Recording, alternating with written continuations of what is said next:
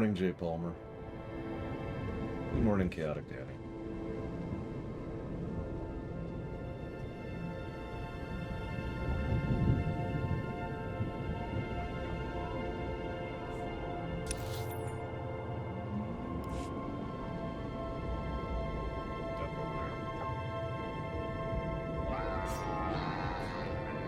Well, we're not in Corellia yet.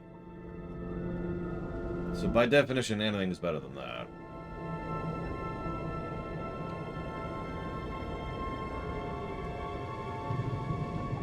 If you think that's an exaggeration, you weren't paying attention. There we go. Now I'll just walk on in, even though I'm in combat. Aww. Fine. Die. Die. Die. Die. Oh, hello, Emo. Die. Die. Ugh. Having to kill things. Padawan, turn back. Leave this place. Leave me. The flesh raiders in this room, they're more powerful than we've ever seen. Master Orgus sent me to drive back the flesh raiders.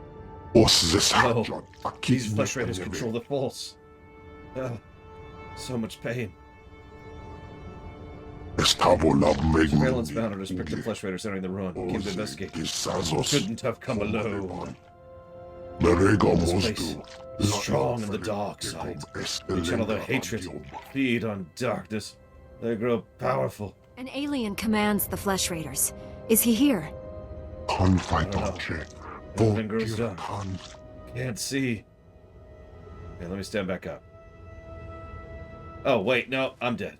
The enemy's too strong. They have my lightsaber. Ugh. He sleeps with the fishes. Which is pretty normal, I suppose. Good morning, Orcano. Good morning, Latario.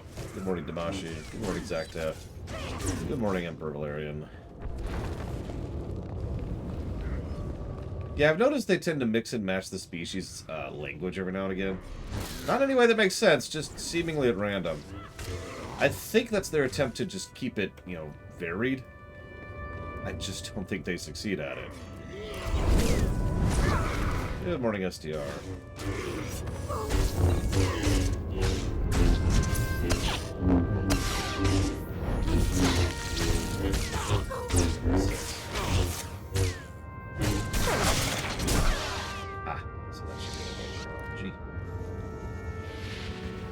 Taunts. We'll put that over there. Oh, right. Good morning, Act. Good morning, Tyron. Goodbye, Tyron. Now Tyron is gone. Actually, do you have a moment to hop on really quick, Tyron? Like, say, 2 minutes. The flesh raider camp's out of commission, Master. But they were all Force users. They killed a Jedi named Lauta. His body is in these ruins. What should I do? We'll reclaim our fallen later. Just got a distress call from the Twi'lek settlement. They spotted Ben Gulmur. Our forces are spread out dealing with the secret camps. We're the only ones who can handle this. I'm on my way to the settlement. Meet me there. So, some of you have probably heard what I intend to do with lightsabers in the rewrite. And I'm pretty settled on that. Like, most of my rewrite ideas are in what I call the juggle space, right? The range that everything's up in the air, and who frickin' knows how it's going to land, right? So one of the only things I'm codified on is the lightsaber. So I really like that idea. Be right back, Rocano. But there's a caveat, or I guess a nuance, that I'm not decided on. Do you think a specific lightsaber should only work for a specific Force user? Or do you think any Force user could use any lightsaber? Also, those don't have to be, you know, hard lines. They could be soft lines, too. Alright, where are you at? See, I'm automatically assuming any. We could also have our cake and eat it, too, on this one. We're not mutually exclusive. I'm just going to go to... Or the guild ship. Guild ship. That's even better. As soon as I remember how to get there...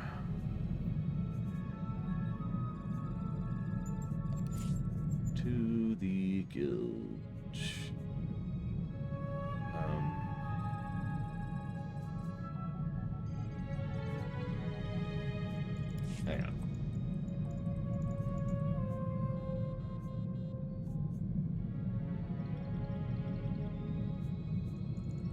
There, strongholds. Nope. Guild. Shit. There we go.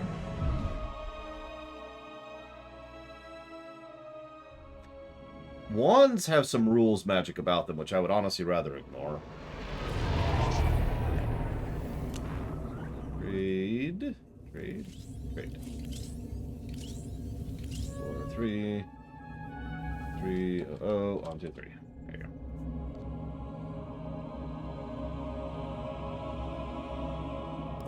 Thank you as always for the small loan of 43 million credits. God. So for those of you not aware, credits in Star Wars are pretty similar to gold over in Forgotten Realms, for example. What I'm trying to say is that 1,000 credits is a huge amount of money. Which, in lore. Now, that varies. But something that's worth millions of credits should be a gargantuan deal.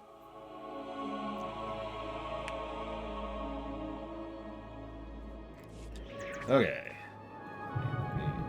Volcano here. Oop. Delay. Yeah, 43 million credits should make me, like, really rich. I was trying to come up with a specific example, and rather than come up with an example, I'm just going to say it. Really rich. Okay, you know what? Gotta be faster to just kill you. There we go, okay. Yeah, rich as a hut. That's a good one. That's a good one. I like that. Oh, Jay Palmer, were you the one who was asking about Frostborn the other day? Just reminding myself.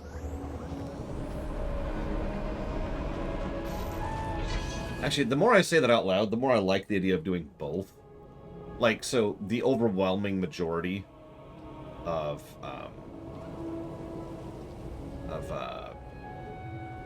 lightsabers anybody with the Force could use. And then, like, there's really specifically crafted lightsabers, right? That can only be used by someone of X amount of frequency or of X personality, or literally only by one person. Because we could play with that, right?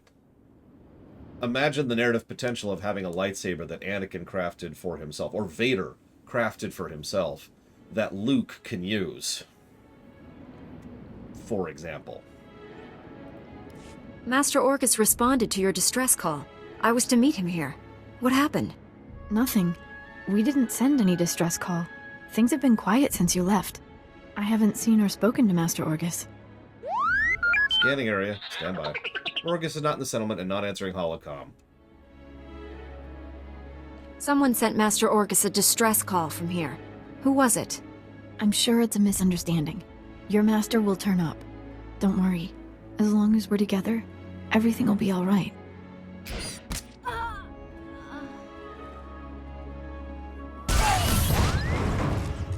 Stop it! What are you doing? Matriarch, step aside.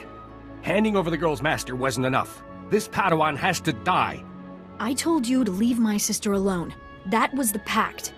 Bengal Moore refused your terms. This is to save our people. What did you do to my master? Where's Bingle Moore? Bengal Moore came to me, said he'd end the Flesh Raider attacks if we gave him your master. He asked us to kill you too. But I said no. I told him we'd keep you here. You can't do this, Morant. She's my family. If we don't do what we're told, Bengal Moore will kill us all.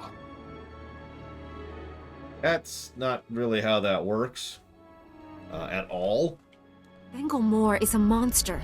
When he's done using you, he'll kill everyone. Don't resist. It'll only make things harder. I tried.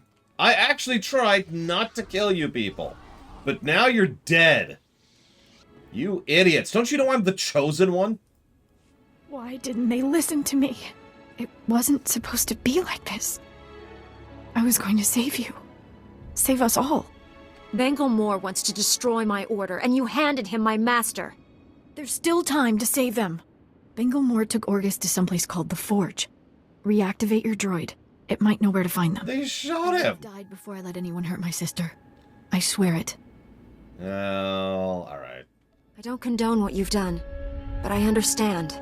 You're more forgiving than any sister I could have hoped for. Well, I am the best Do to make sister. this right. Learn from this mistake. Spend your life atoning for what you've done. I won't waste this chance. That's a promise. I should tell my people what's happened. We'll bury and mourn our dead. I hope you find your master. Really? Oh, that's hilarious, Darren. Real quick, thank you, Gigapudding. I will put that towards 6.2, which is nowhere near funded, because nobody's been funding it. Until now.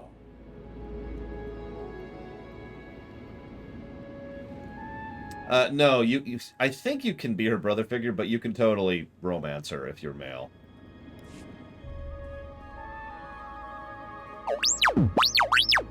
Bengal Moore took my master someplace called the Forge. Do you know where that is? Twi'lek life forms deceased. Jedi equals explain? These Twi'leks deactivated you and tried to kill me. I had to defend us. Jedi equals save, T7 from memory wipe. T7 equals thankful. Contact APO, APO transmit forge data. Okay.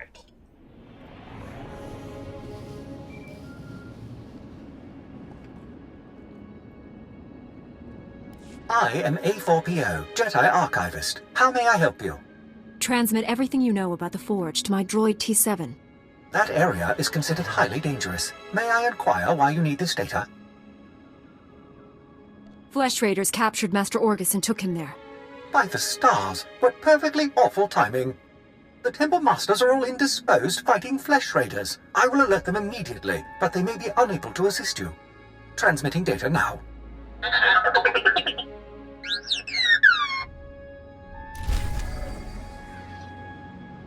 I mean, you probably have Gigapudding. But, yeah. But my point stands firm. If you look at 6.2 right now, it's not even a sixth of the way funded.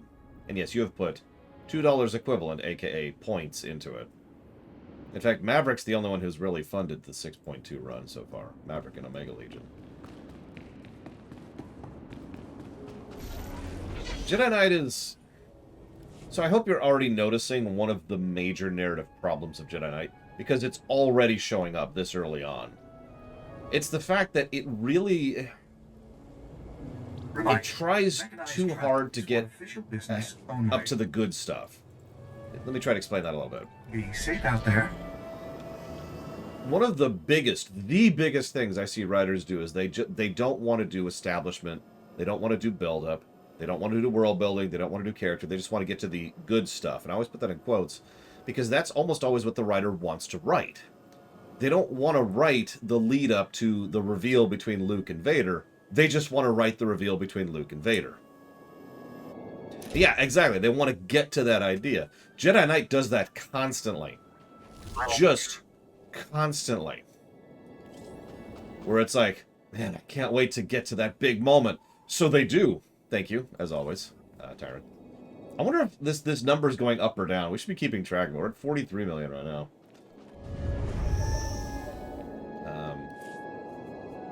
And equip. Oh yeah, red T7. Now we're talking. Thought I picked the right one, and I did. But yeah, no, Jedi Knight constantly doesn't earn anything. Point in case, the Twi'leks we just talked with. First of all, our connection to our master is completely vacuous. And yet we're acting like, oh my god, you know, the game is trying very hard to emulate the Anakin and Obi-Wan thing with him. Without anything establishing that. Then there's the woman, Rana, who is either our sister or our lover. Now, that is a choice, but you notice how that's a grand total of 3 cutscenes to go from meeting her to being severely emotionally attached to her. To the point where she was actually talking about, you know, yes, I just wanted to keep you safe here forever so we could be happy. I'd never betray my sister. Or, so we could be together forever as lovers and I'd never betray my husband. None of that is built up at all. It's just there. Rotten, procreating beasts. Padawans will start dying if this keeps up. It's an odd insult. Padawan. At least you made it through. The Horrents are everywhere lately. Hulking, razor-mawed monsters with nasty dispositions. They're multiplying fast and growing bolder. There's some in the water since the Flesh Raiders came. I could use help getting things under control. The situation seems pretty serious. Not sure how much longer we can keep this camp from being overrun. Eliminating a Horinth matriarch and patriarch will slow the beast's population explosion. But they're tough to find, and even tougher to kill. The matriarchs and patriarchs tend to gravitate in different clearings. You'll have to hunt them down separately, if you're willing to help. You can count on me. Relieved to hear it. While you're out there, removing any of the beast's eggs you spot would help too. It's up to you. Hope you fare well. I'll be here holding down the camp. Sure.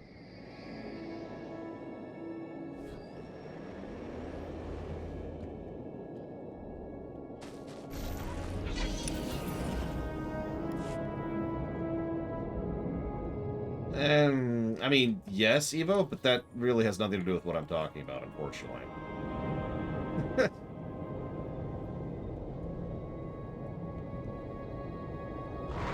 So what Evo's talking about is the order in which you do a production cycle. It is actually extraordinarily common to the point of being normal to, for example, in a film or a show, film a scene very far into the show or movie or whatever, well before you work on the actual beginning of the work. I'll use a direct example rather than using a made-up example. When they were making the Hobbit series, the first one, I don't remember what it's called, but Hobbit 1, the very first scene they recorded was the confrontation between Bilbo and Gollum. Now, you're probably wondering, why? So there's a lot of reasons for that. The most obvious is because sometimes it can help a writer to get their footing, to figure out where they want to go and why they want to go, and then say, okay, so I want to end up here, then they can work backwards. That's valid. And in terms of filmmaking, game making, and shows, one of the biggest benefits is you can identify what you have access to or resources to work on first. Because sometimes you have access to set A and actors A before you have access to set B and actors B. So, okay, we can film this now, let's film this first. Stuff like that. In game design, that's a little bit trickier. Game design usually doesn't follow that particular type of path, but it's extraordinarily common to do game design completely out of order. And one of the biggest reasons why is to keep that I've seen from interviews and the like, is to keep creative juices flowing. You work on something that interests you, and get, you know, the quote-unquote important part in first, or some studios work on the important part last. It kind of depends on your development team.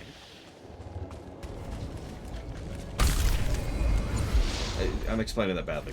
What I mean by that is sometimes you want to you have more, let's call it just quality, because that is what it is. Sometimes you're going to put in better quality if you put in at the beginning of your work cycle, and sometimes you're going to have better quality if you put it at the end of your work cycle. At the beginning, because you're fresh and you're ready to go and you've got all your energy and your motivation, and sometimes it's at the end because you've got your experience and your skill, and you've worked with the team, and you've worked with the hardware, and you've worked with the software. It can also be both. It's one of the reasons why a lot of games tend to work on the intro, the very first part of a game, either first or last, depending. But again, none of that has anything to do with what I'm talking about. What I'm talking about is just not doing the other aspects of writing. Just saying, man, I can't wait to write about... let me use a made-up example. This great scene where Evo betrays Lore and takes over the channel. So what a bad writer will do, and what Jedi Knight is doing, and what I've seen many aspiring writers do, is they're like, okay, so once upon a time there was this guy named Lore, and he had a streaming channel, and then he met someone named Evo, and she was like, you know, I can do a better job than that, and then just jumping right into the scene immediately. No establishment, no build-up, just, alright, let's hit that note. Bam!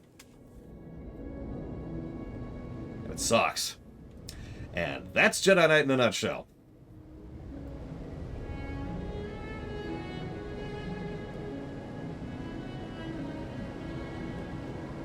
Good, Mega Skullmon Spockmon.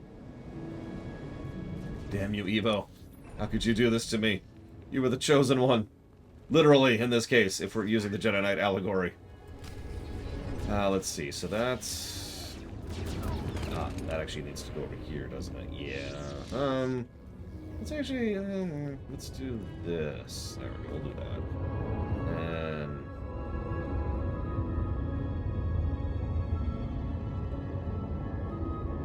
yeah, God, I've already got a ton of buttons. Not that I'm complaining. Too much buildup but not enough payoff?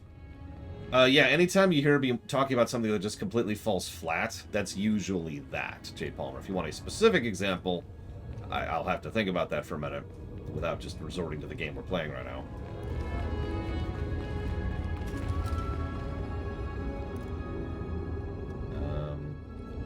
We'll put lift cooldowns over here.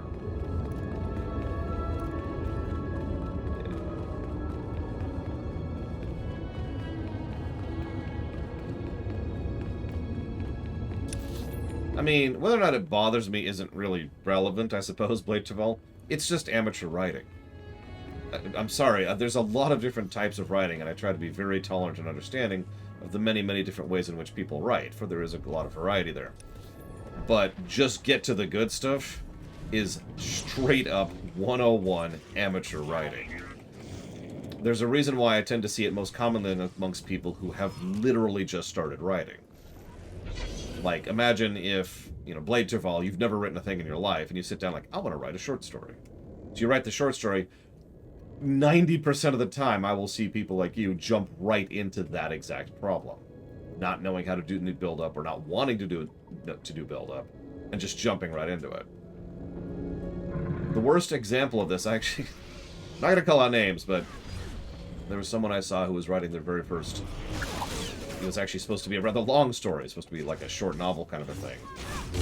And they just jumped right into it so hard that quite literally the big plot twist happened on the first page. Literally, literally.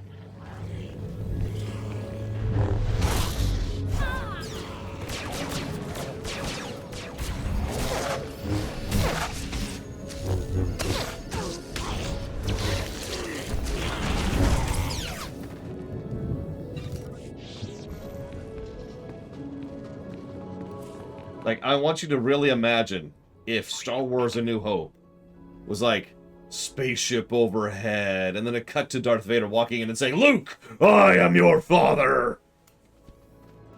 Because that's kind of the equivalent. And Luke is just there all of a sudden. It's like, no! Yeah, and then John was a zombie.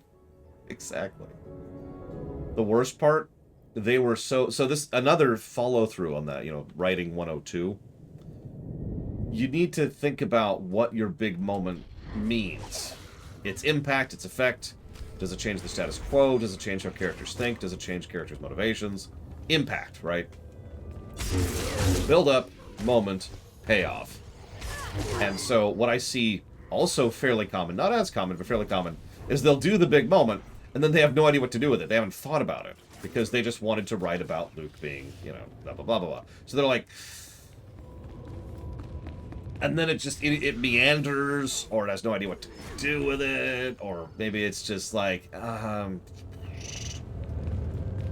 Of course, I don't mean this as an insult for a new writer. I mean this as an insult for a finished product. Like the game I'm playing right now, which is why we're talking about all this nonsense right now. Because trust me, this is not the last time Jedi Knight is going to go straight for the good stuff.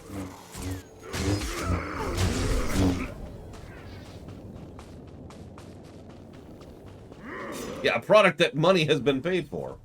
I don't even want to think about how much money I've paid on this game over the years.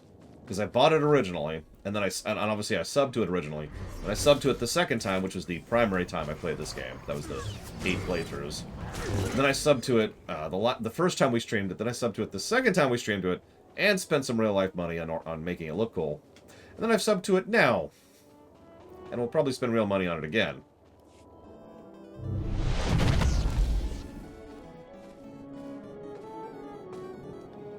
I sensed you coming. Your fear betrayed you. You're weak. Like my old master. You will fall with him. Okay. What happened to you on Coruscant? Why have you turned against the Jedi? Not the Jedi. The sick, spineless cowards that have taken their place. The traitors who let the Sith slaughter millions. You weren't on Coruscant. You never saw our greatest cut down or watched the temple burn.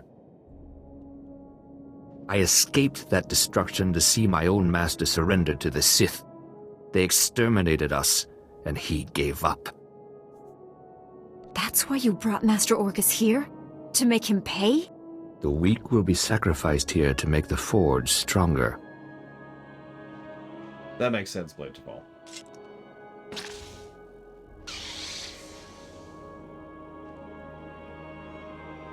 The Jedi Order must be reborn from ashes. Well, you heard the man.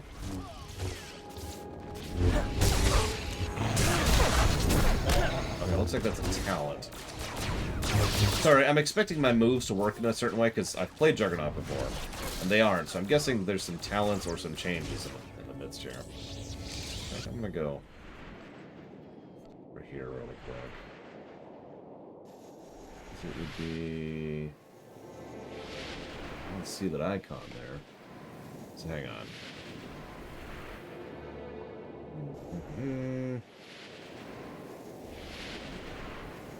There it is. That's it right there. That 27 looks like I get the ability. How do you fight a lightsaber with a club? You don't understand just how good I am. I am that good. Thank you, Jesse's mask.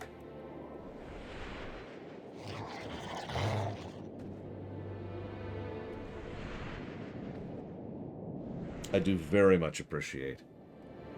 Thank you. I've put all of that towards The Last Guardian.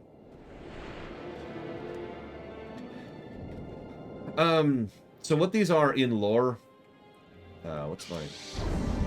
Is literal. It's actually kind of exactly what it looks like. It's a stick which runs a current through it, and then it projects that current around it. So, in short, it is a staff, just a basic stick, which happens to have an electrical current running around the edge of it. So when the energy plasma of the lightsaber hits the energy current, it actually stops it, kind of similar to the magna staffs, or electromagnetic staffs, that were used by the Clone Wars era super droids. You've won. Why has the Force guided me to this defeat? You're stronger than any Jedi I've known. You could redeem the Order and destroy the Sith. I understand. You are the weapon I came to forge. You think I'm destined to defeat the Empire? I'm certain of it. I have found my purpose, at last. I have spent a lifetime learning the paths to power. That knowledge is now yours. Let me leave Tython and prepare the galaxy for your ascendance. I will deliver the gifts you need to reclaim your destiny. Good idea. I'll make my own destiny. And you need to die.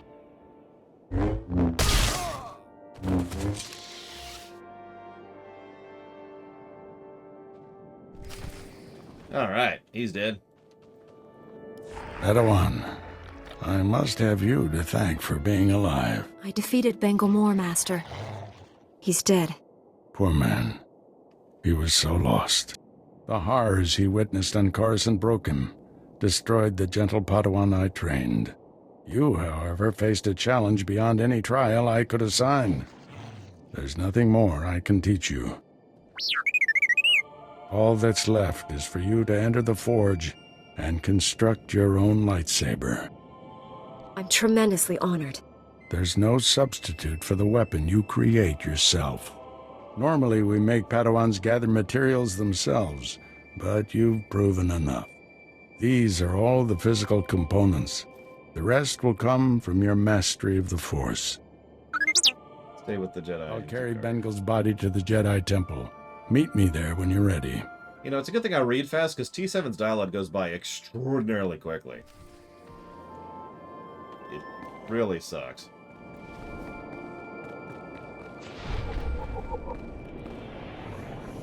Now, at long last, to make my one true destined weapon.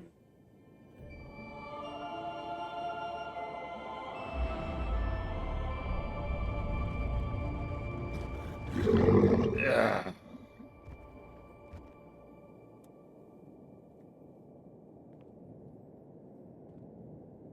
This weapon will be a light in the darkness.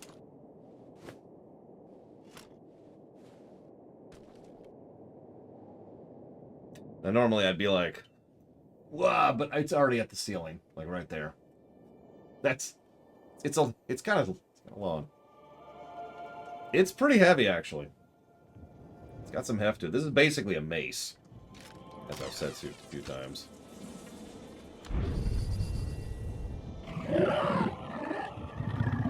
Oh, that's a good idea. We could make this a black lightsaber. Very much so, Evo.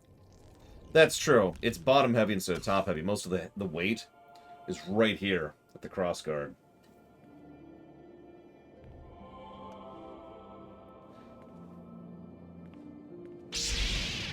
Ugh, it's blue. I spit upon it. Blue lightsabers. Yes, yes, yes. Got into the pose. Got into the pose. Oh, shoot. I gotta kill some stuff.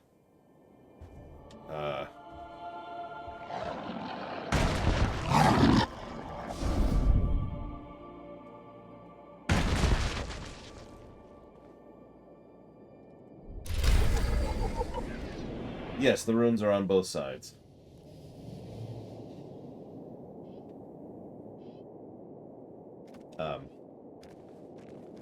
Okay, I'm gonna put down my colossal heavy sword now.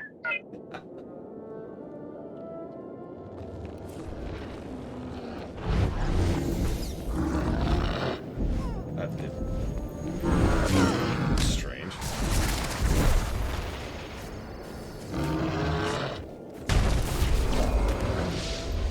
Okay. Now I can get my lightsaber.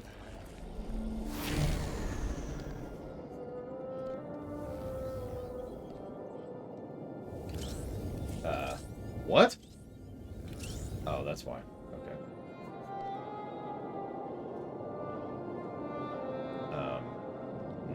Okay. We'll get back to that in a minute. Warp. To here, I think.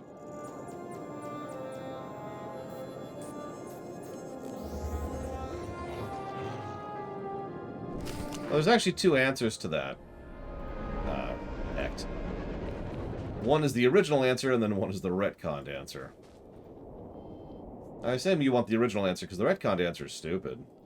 The Hornth matriarchs and patriarchs make a distinctive howl when they mate, and when they die. Heard it echoing throughout the ruins. I've marked fewer of the beasts bounding through the area already. You have my gratitude. Their nests were everywhere. Were being the operative word. It's prospects like you that make me so proud to serve. Be well. Thank you. So, the original is literally just a series of runes which each mean a certain thing, since this is supposed to be a rune blade. So each rune is inscribed with the ideal and power of the rune in question. Greetings. You are Those cleared ones for the being following travel routes. Defiance, Sorrow, Denial, King, Doom, Balance, Unity, Might, Remembrance, Storm, of all things, and... actually, it looks like that's it.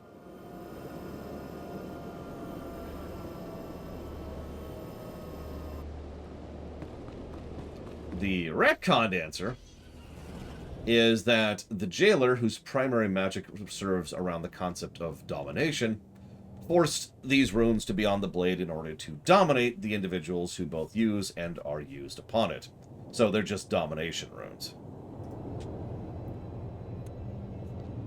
Your last round with the droids was impressive, but we've made modifications to their behavior that should make for a real challenge. Get out there and show them what you're made of. I probably wouldn't keep Cortosis. Well, let me walk that back. I definitely wouldn't keep Cortosis as is. I'm not sure if I would keep the concept of Cortosis. Making something force-resistant is easy, and in a galaxy like Star Wars, you figure plenty of people have probably tried to think about, force-resistant tech or force-resistant items. So that's easy. Correct. Act. Unbelievable. I don't think I've ever seen anything like that.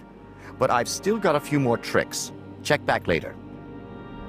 Remember, my lightsabers are literally just physical manifestations of Force, so by definition, they would be Force resistant. All right, this is it. You've been tearing through these droids about as fast as I can repair them. But we just received the latest combat simulation data from the Republic and combined it with the data we've collected from your earlier fights. It'll be tough, but if you can do this, there'll be nothing more we can throw at you. You'll be fully qualified to lead Republic troops in battle. Really? Killing droids makes me qualified to lead Republic troops in battle. This really is the Jedi Order. It hasn't respawned yet. Okay. Let's go do this really quick. Hi, Hazardous.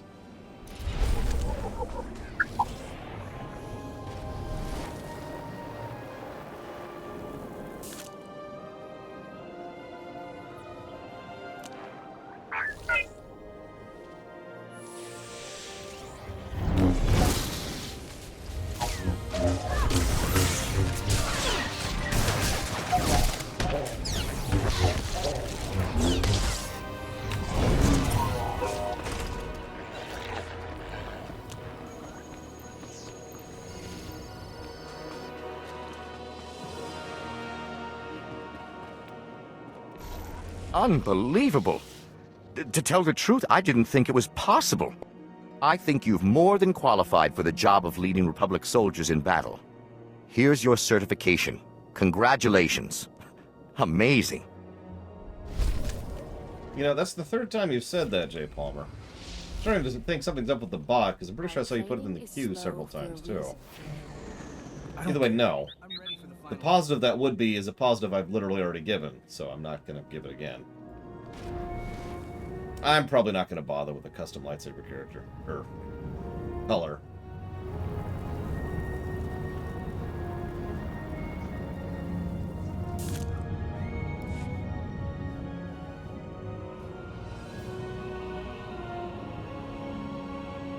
The Flesh Raiders are still a threat, but without Bengal's leadership, they'll be scattered and ill-equipped.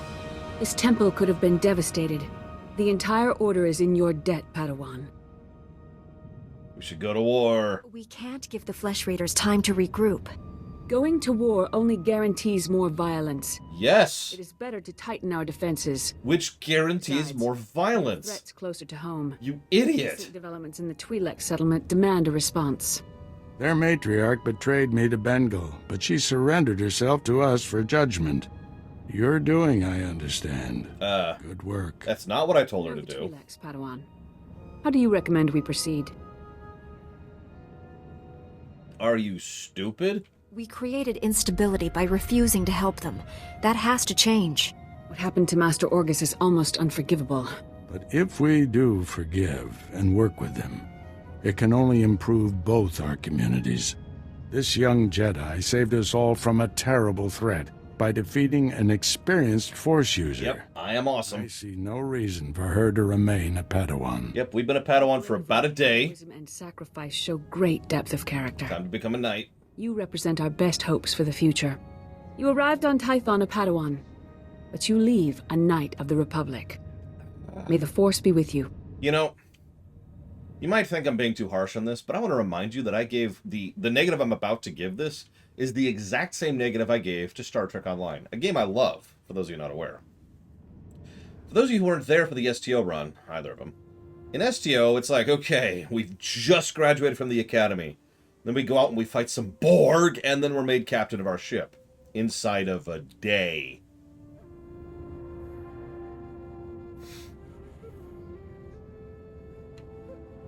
I promise to uphold every standard of the Jedi and Galactic Republic. T7 requests permanent assignment to assist the Jedi. T7 plus Jedi equals unstoppable. Absolutely. This little droid and I have been through a lot. We're a great team. Then I see no reason why you shouldn't stay together. We're getting a priority signal from Coruscant. It's Master Kiwix. Master Orgus, everyone. I've discovered a situation requiring further assistance. Our suspicions about Coruscant were correct. The dark presence we have long sensed is strongest here. What could be worse than a fallen Jedi attacking us? That's what we need to find out. The security of the entire Republic is at stake. This situation calls for our very best. Master Orgus, you and your Which former is people should Orgus join and Master Quix me. on Coruscant. Our Come to the very Senate Tower as best. soon as you can. Master Quix, out.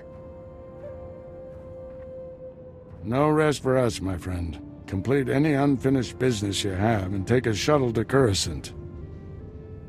I'll leave immediately, Master. I need to wrap up some things before I go.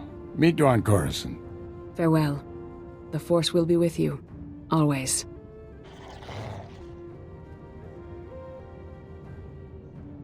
I do think that the revised KDF becoming a captain makes substantially more sense. You'll notice in the KDF we also start as a second officer. So for those of you who weren't there for it, in the KDF, that is to say the Klingon Defense Force, we start off as a second officer, so third in command, and the first officer finds out that the captain's corrupt. First officer goes to confront the captain, dies, we confront the captain, and kill him. Boom, boom, boom, we're in charge. That actually tracks. Thanks, Arcana. And not only makes perfect sense for Klingons in general, but is a pretty smooth command climb, since we're already effectively a commander at that point. Much better than we literally just graduated today, and then we go fight the Borg, and then become captain of our own ship, which is insanity. Yeah, even in TOS, we're already a high-ranking officer on the ship in question. Like, it's weird to me, because it's obvious STO's developers know the problem exists because they fixed it in every other intro. What happens in the Romulan intro? What happens in the Jem'Hadar intro? And yet, in the Federation intro, the main intro, it's the worst by far.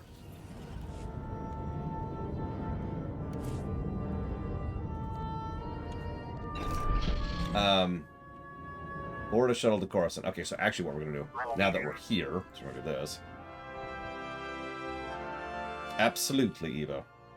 There would be a he's very military, in a good way, is how I mentally think of it. So by all means, make him military. Just don't make there to be a gigantic stick up his ass. What in the hell?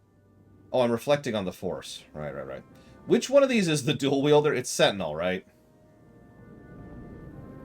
I ate it, Icket. It is Sentinel. Okay, just make sure. I guess it'll show me, but yes, that's what I want. Yes, I'm ready. Yes, I am ready. Yes, I am ready. 3 confirmations. Jesus. And Coruscant. That is why I waited until I got here. Until I got done with Tython to do that. Because it warps you to Coruscant when you do that.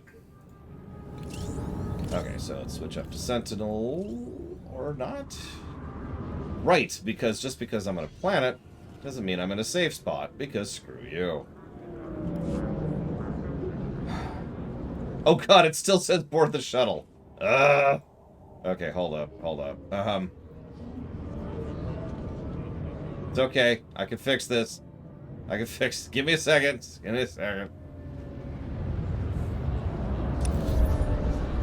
me just get a waypoint up here really quick. While I'm here. Oh, that should be it. There we go. That's the one I wanted. Okay. Let's do this. I want... where is it? 20. Oh, we don't have that. Where's...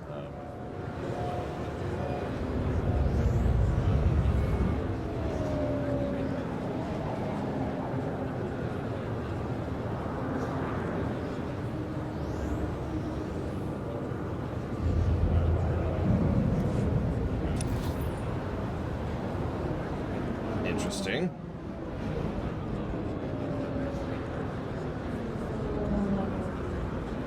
If possible, absolutely, Evo.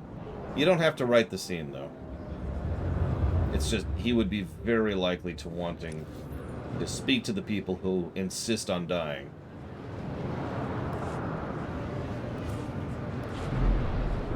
Hey, Damashi.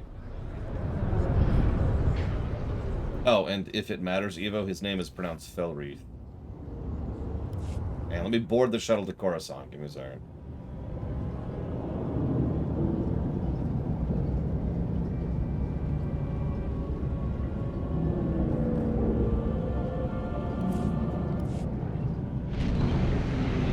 Ping to you, Flag End.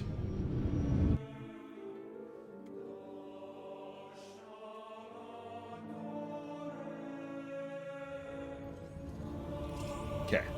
Board the shuttle to Coruscant.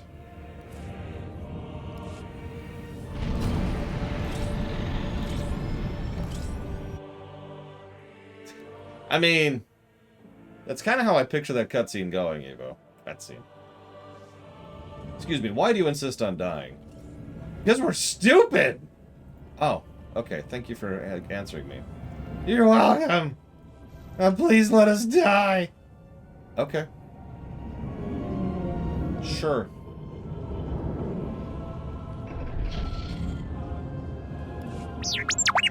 Coruscant, big city world. Easy to get lost. Are you speaking from personal experience? TC never lost. T7 showed Jedi the way. We're late.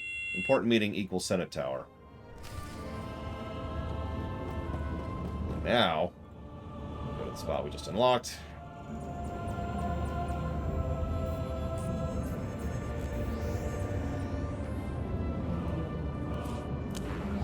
I made one because there's benefits that I apparently don't have flying out. I'm not sure if there's new benefits or if it's just we never got the old benefits, but there's benefits, and I like benefits. We're not going to level it right now, though.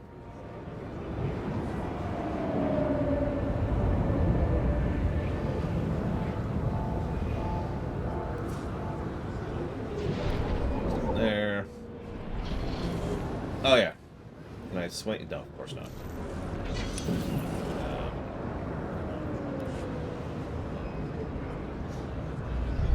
Kind of, J. Palmer, and no, STO is not pay to win. STO is pay to be at the top end of competitiveness, if that makes any sense. Let me say this in very simplistic terms. You can experience 99% of the content in Star Trek Online without ever paying a penny into it. And I don't mean technically. Tell me what's happening. You remember Master Kiwix and Padawan Kira? This is General Varsuthra and Dr. Eli Tarnas. Hi. We're discussing why the Republic secretly built a planetary-scale weapon without consulting the Jedi. My work barely qualifies as a weapon. Superweapons. Ever invented. With a single activation, the planet prison supercharges a world's upper atmosphere, turning it into an enormous ion cannon. Any starship entering or leaving the planet will be completely disabled. Perfect enemy containment without casualties. I'm sorry, do you understand what physics are? Okay, so picture this just for a second. Planet, ships doing an escape vector, runs into the field, and is completely disabled. There's only really two possibilities there. Either it has enough momentum to keep it going out into space, where they have no power, including life support, or it doesn't have enough momentum, in which case it comes right back down and collides with the planet at full speed. Yeah, I'm not even going to talk about the magic ion cannons, which disable a ship without damaging it, which is, let's be honest, that's just straight up magic, but whatever, we're going to accept that. We're going to accept that they have ion cannons.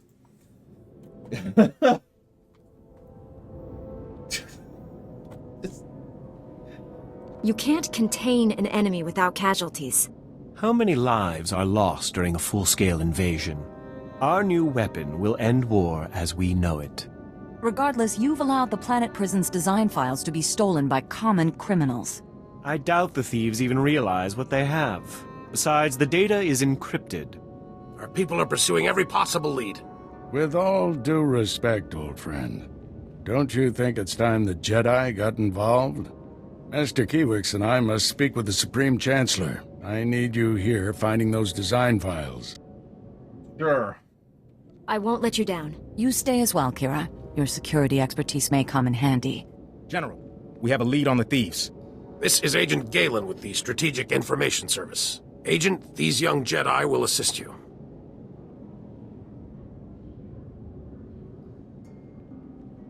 "32 hours ago, thieves raided a military storehouse. They stole weapons, supplies, and data files for the Planet Prison project. The thieves' leader slipped up, showed his face to a security camera. We identified him from our criminal database. Vistus, Rhodian smuggler, staying with the so-called Migrant Merchants Guild. Nasty bunch of criminals." Why would alien gangsters rob a military storehouse? Gee.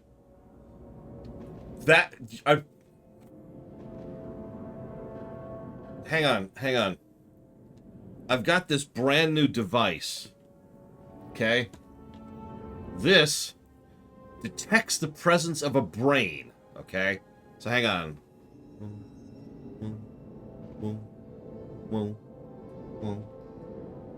I'm sorry.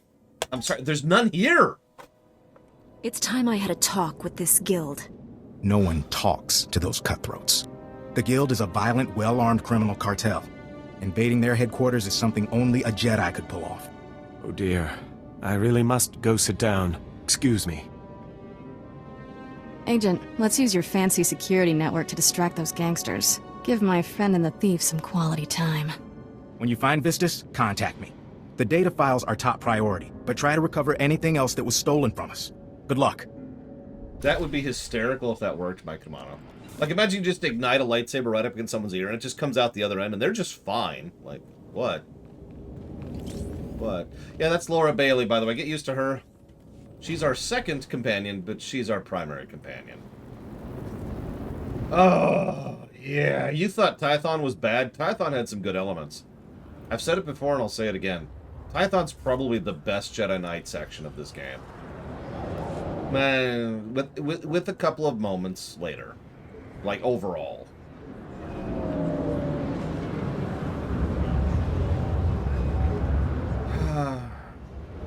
Oh, Laura Bailey's awesome. And not just because she voices Miss Proudmoore. Welcome. Please select an available travel route. Anyways, so let's see here. Questions. Let's get caught up in the question queue. Do I think the Jedi should function as a militant peacekeeping force? Or even Luke's sort? Yes! God, yes! Yes! Yes! Absolutely yes.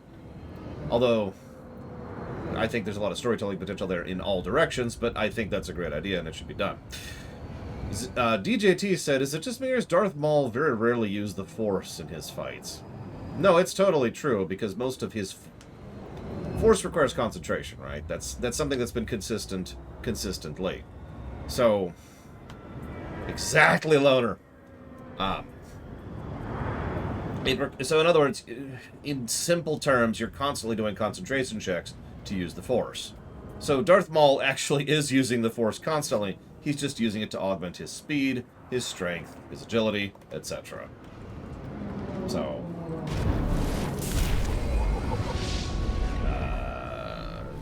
sure, that's... okay. Thanks for the random stuff.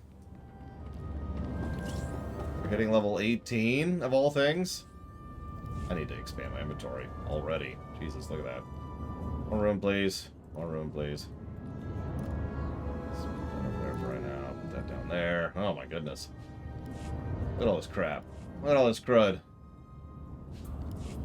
Hey, some gear. I like gear. I do need a lightsaber. In fact, I need a second lightsaber. Is there a cantina near here? Separation of church and state. I am the state. Now, where's the cantina? Let's see. Is it this way? Yep, there it is. I see it. Now, I knew about the Senate one, but I also knew there was one in the way. And I'm right. Now I can finally become the Jedi I was born to be. Must be in a cantina. I'm in a cantina! God damn it, game. In fact, you know what? Here, I got the money. Boo. Alright, so.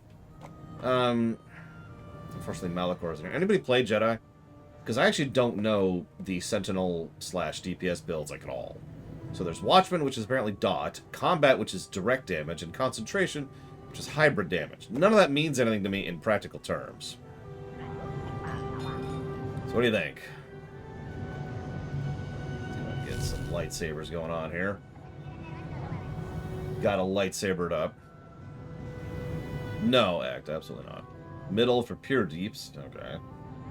I mean, given what we're doing with this and the other people involved, pure deeps is probably more useful than dot.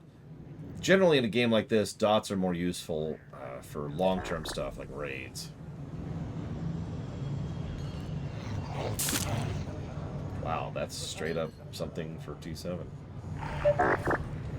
Because in this circumstance, dot build is probably going to be something along the lines of... Actually, tells you the influence game now. I hit them with a dot, and then they die to the rest of the party.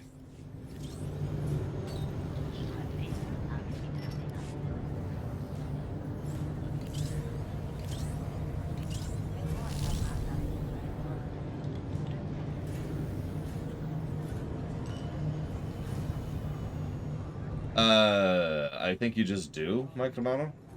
Maybe I have that baked in as part of my legacy. I'm not sure.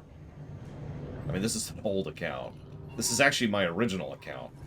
It's just seen the game across several server squishes and other squishes. So we need to save that in case we go back to tank.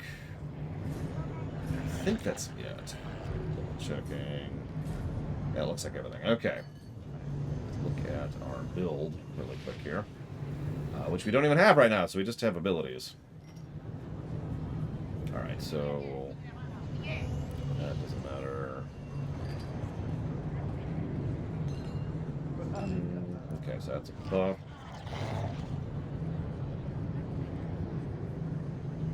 That's... that should actually be over here. Let's put that down there. Over there. There. Yeah, here's our heal. That's a Jedi Knight, by the way. We are Qui-Gon. For some reason.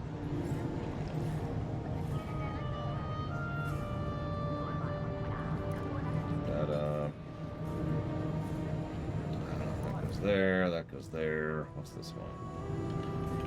That's a live button.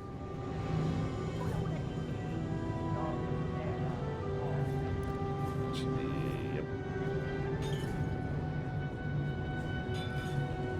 That should be there. Sorry it's taking so long. I'm just stupid. Actually, that should be on E, I think.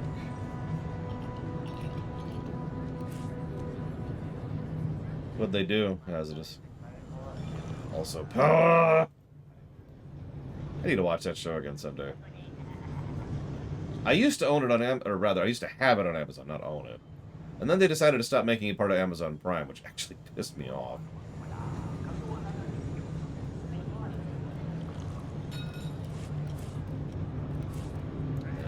And... that's it. Yep, okay. Jesus, Hazardous.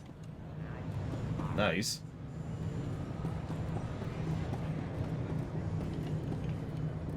I've got good suppliers. Only the best sold here. Right.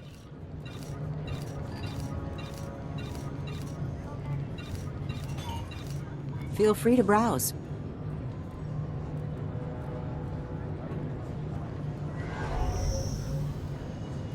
Honestly, just delete that.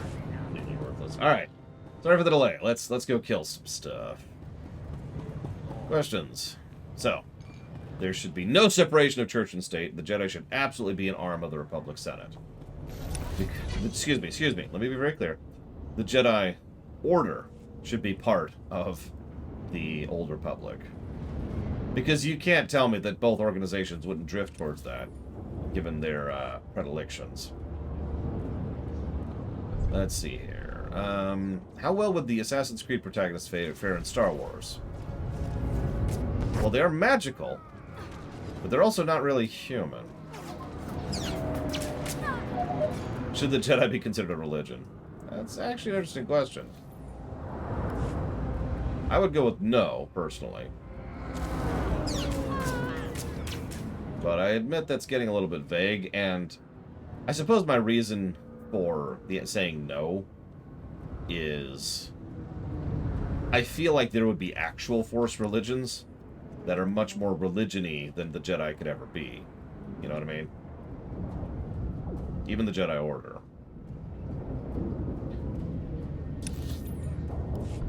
So, I'm going to know that. Sorry, what I should clarify my terminology, Loner. If I lived in Star Wars, if the Jedi were like, do a referendum, should we be part of the militant arm of the Republic? I would be like, no! But as a writer, should the Jedi be that? Absolutely, because there's a lot of storytelling potential with how wonderfully awful of an idea that is.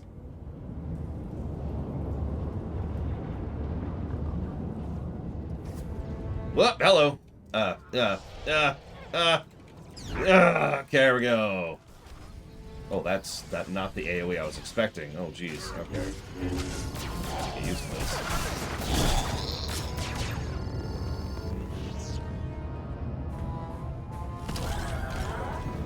Yeah, no, I'm actually with you on that, Loner. I do not want the Jedi being an arm of the Republic. If I lived in the Republic, that's terrible. But yeah, no, as a writer, I totally think that should be a thing. That is just too much of a cluster not to take advantage of. And again, it makes a lot of sense in universe.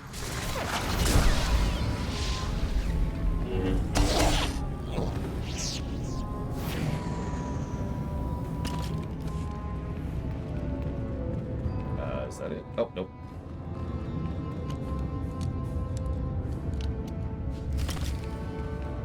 Uh-oh, there's a security door in my way. Alright. Hi. Jedi, that's all I need. Nothing personal, but I have to kill you. Nothing personal, but you're dead.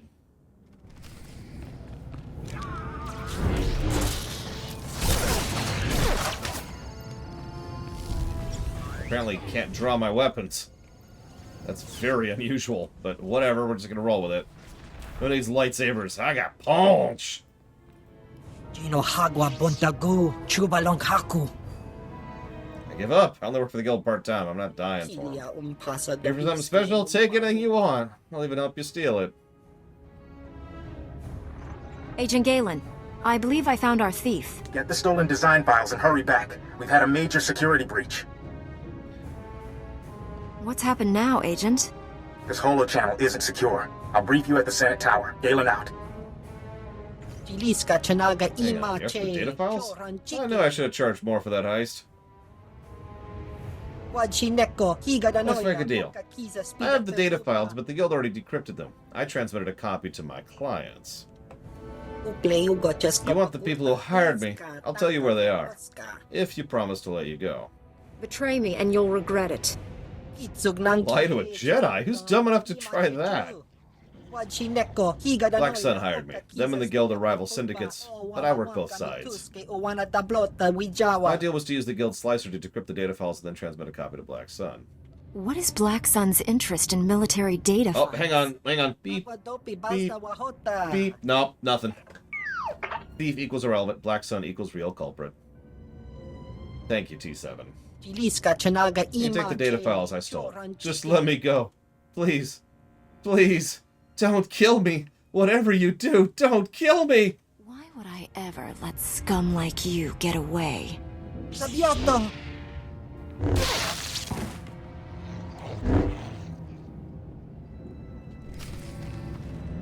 Alright. Back we go. It's the gear I have on now, Evil. I don't know. We're not going full dark. Oh yeah, someone asked me earlier if I'm going full dark or full light. The answer is no. I'm just kind of playing it by ear. Damn it, Orcano. Yeah, that was happening to, what's his face, too? Flirtmaster. I prefer it personally when Giga saw me with literally no clothing at all. You know, you say that, but the... Oh, never mind. We are leaning towards dark. Never mind. We are barely leaning towards dark.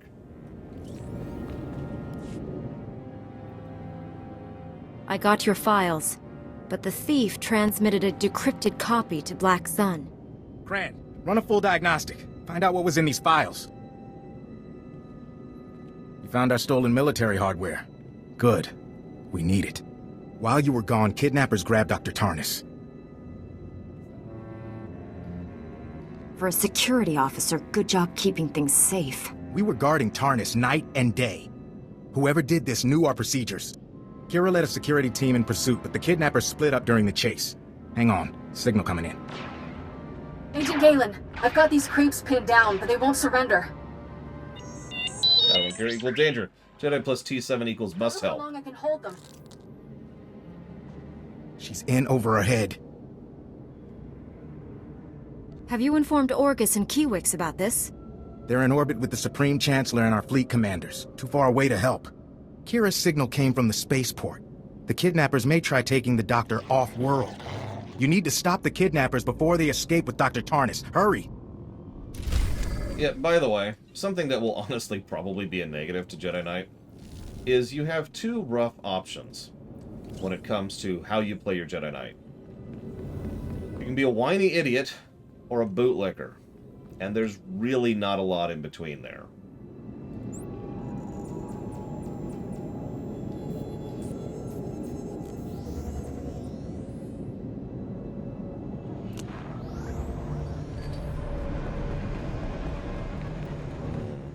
So, I'm actually going to save Baron's question, because I just noticed Baron isn't here. Let's see. We already answered Dr. Winter's question. We answered DJT's question. Whoop.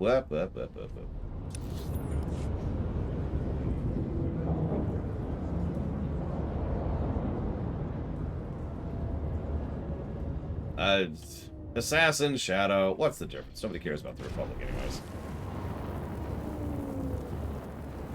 Vehicle pads are currently open for business. Really? What? Have a safe and pleasant stay. What? Okay, I'm sorry. I'm confused by that.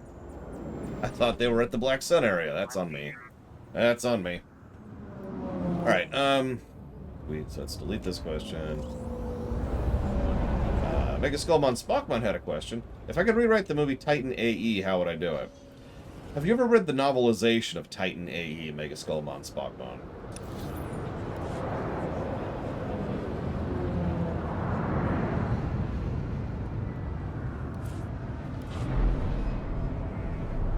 Is it good? Actually, yeah. The book does a lot of the book is done from the perspective of the, I forget what the aliens are called, queen. And it explains a lot about her, them, and why they do what they do. It adds a lot of depth to the film. The film itself, but I like the book, so there you go. There's my answer. Make the book. Which is funny, because someone apparently already did that. Anyways, I was thinking about that the other day. The rewrite concept has been around for years, not in terms of fan fiction or in terms of, reboots, because of novelizations.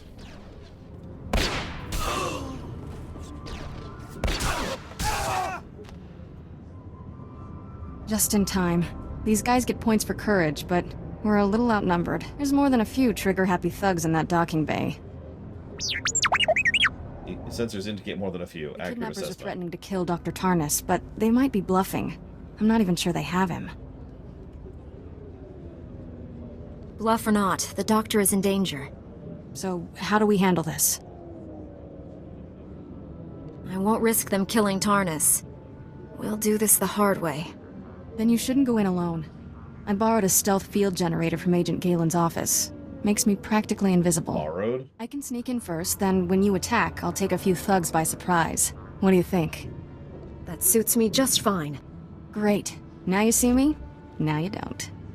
I'll get into position and attack on your signal. Let's rescue us a doctor. Well, that's a shame, Act, because T7 is, unironically, the best companion for the Jedi Knight. So, it's all downhill here. Ill from here.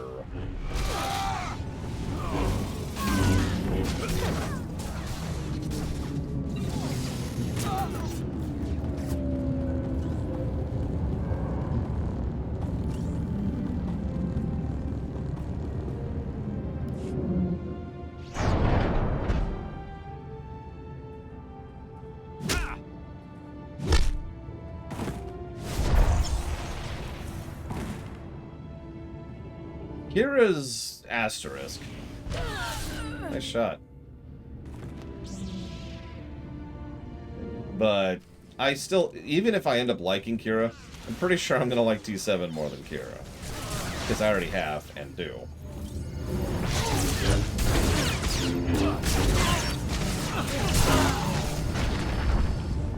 Ah! Jedi scum! I'll kill you someday. You sure killed my stealth field generator. Oh well, it was fun while it lasted. Isn't teamwork grand? I don't see our doctor anywhere. We were the decoys. Now you'll never see your little doctor again. Is that so? Give me a minute with this guy. I'll make him talk. You have 1 minute. Talk fast. Thing is, we don't need him to talk. Not when I can just read his mind. What? Stop that! Get out of my head! Get out! The doctor's in the Black Sun headquarters. Solar has him. Just leave me alone. Cheap thugs will believe anything. I can't read your mind, stupid. You tricked me! Smooth, Kira. Very smooth. Black Sun is a major crime syndicate. Whatever they want with Tarnus, we'd better save him quick. Me and my security detail will clean this up. Agent Galen will want to hear about this. You don't even get a choice to kill him? Oh, whatever. Back to Agent... Okay. A lot of backtracking so far. More than usual in the Jedi Knight or Coruscant quests.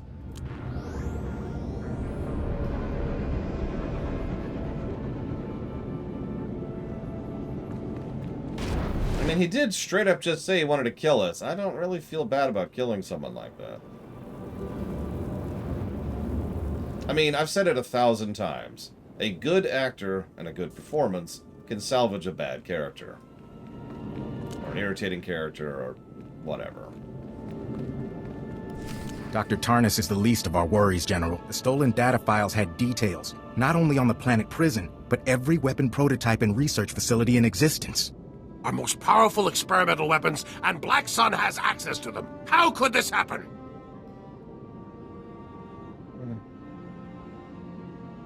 What are the other weapon prototypes? And why didn't you tell us about them? Things are called top secret for a reason. Calm down, old friend. It's a fair question, but one for another time. We must act quickly to secure these other weapons. Where are they? 3 off-world research facilities. Minimal defenses to give them a low profile. They're vulnerable. Master Kiewicz and I will split up and protect 2. And I'll take the third one. You get the fun part, rescuing Dr. Tarnus and the copied data files from Black Sun. We'll be back in time for dinner. Kira will stay behind too. With Agent Galen leaving, her computer talents will be needed. She can be impulsive, but give her a chance. You'll make a good team. She's rough around the edges, but I like her. Share what you've learned. She will benefit from your example. We should go.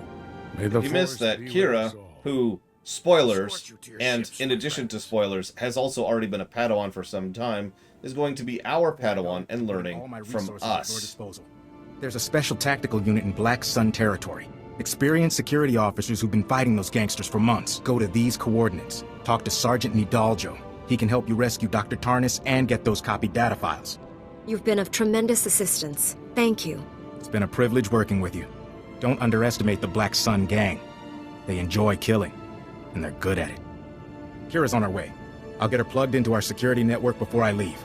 Good luck. The irony is I don't mind a hyper-competent PC. What I mind is a badly written hyper-competent PC. Okay, now am I going there? Yes, okay, Black Sun. Kira was in the game at launch, yes. Hi, Cashel. Alright, let's see. Questions. Why do I think the Transformers G1 movie people hated Hot Rod? That's an extremely easy and obvious question to answer.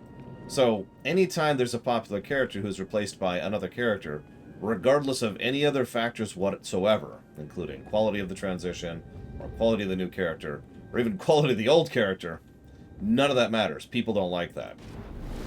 If you were to replace... I'm not going to use a real-life example. It doesn't matter, because that's the whole point. People are going to be upset by that, and that's why people were upset at Hot Rod. Because Hot Rod wasn't Optimus Prime. That was it. The end. That was all the information required for people to make that judgment.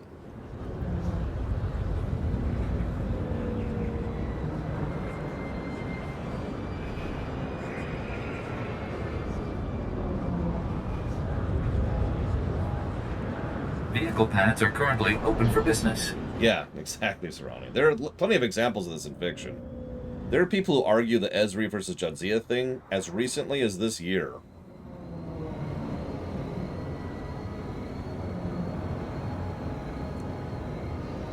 So anyways, let's see here.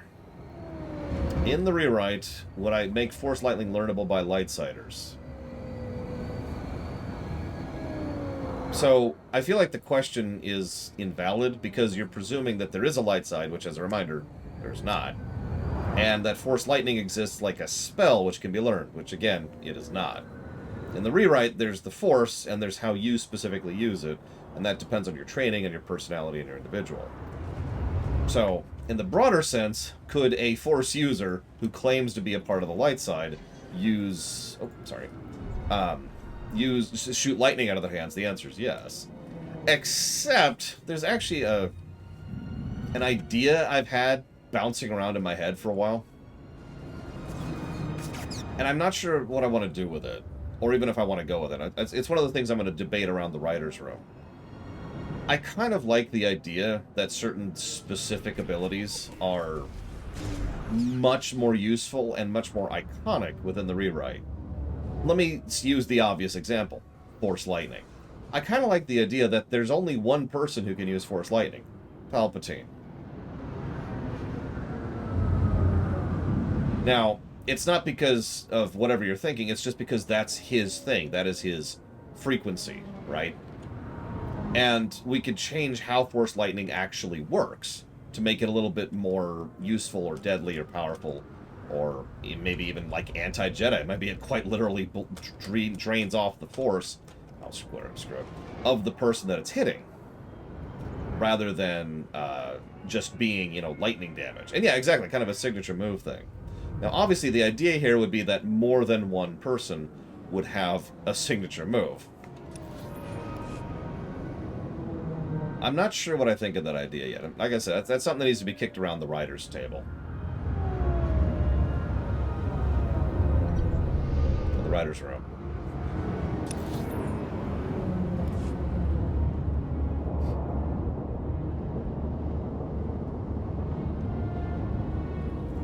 That's a good idea, Blade 12. And again, that kind of leans towards the whole signature move idea. Because no one is exactly Palpatine, right? So no one else is going to be like... No one is going to have the exact frequency of his thoughts, his mind, his personality. So... Now... The thing is... So, the way I would do it, if I was going through with that, is I would make it so that not everyone has a signature move. And there's plenty of moves that are far more normal, right? Standard abilities, like telekinesis or mind alteration or whatever, right? Increased reflexes, increased perception range, vision, all the usual standardized Jedi stuff, right? So in short, not everything would be a signature move. It's just there would be a few specific signature moves for a few specific individuals. Admittedly, that's a bit of a, have your cake and eat it too thing, but I tend to like having my cake and eating it. I like cake. Cake is good. Corporal, get a Kolto pack on that man. The rest of you prep for evac. Agent Galen sent me. What's happened? Black Sun. They're not a gang anymore, they were an army. We were securing a perimeter around their base for you. They hit back with military-grade weapons. Killed 6 of my men. 7, sir. Joran's gone. Not Joran. Not equipped for this fight. Not anymore. We can't help you. No need to panic. We'll figure something out. All due respect, you don't have a clue what you're up against. We've been fighting Black Sun for months. Now with new weapons and armor, they're unstoppable. Look at us, we're half dead. And they didn't suffer a single casualty. There's no hope of victory. If you surrender now, your soldiers will have died in vain. Is that what you want? What about the man inside that base waiting to be rescued? You'd abandon him? This is a moment of truth, Sergeant. Do you give up and let evil win, or stand up and fight? I'll go with you, but I won't ask my men to follow. You don't have to. The Jedi's right. We can't let those scum beat us. Count me in. Always wanted to fight alongside a Jedi. You'll need to take down the base's security network so we can get inside. Once the network's down, we'll attack the back entrance. You take the front. We'll rendezvous in the base. Be strong, all of you. I'll see you on the inside. Let's double time it, men. Move, move! No, you didn't, Devo. I've been slowly making my way through the question queue. Speaking of which...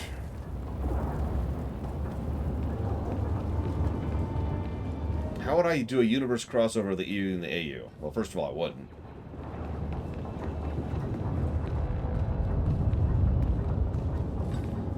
Yeah, I'm actually going to stop that answer right there. I would not do that. That is not an idea I support. One of my favorite books. Aw, I put the lightsabers away. Anyways. Yep, that's how I disable a terminal, alright. Oh, yeah, there we go. Yeah, this helps me see where I'm driving. That's what this is.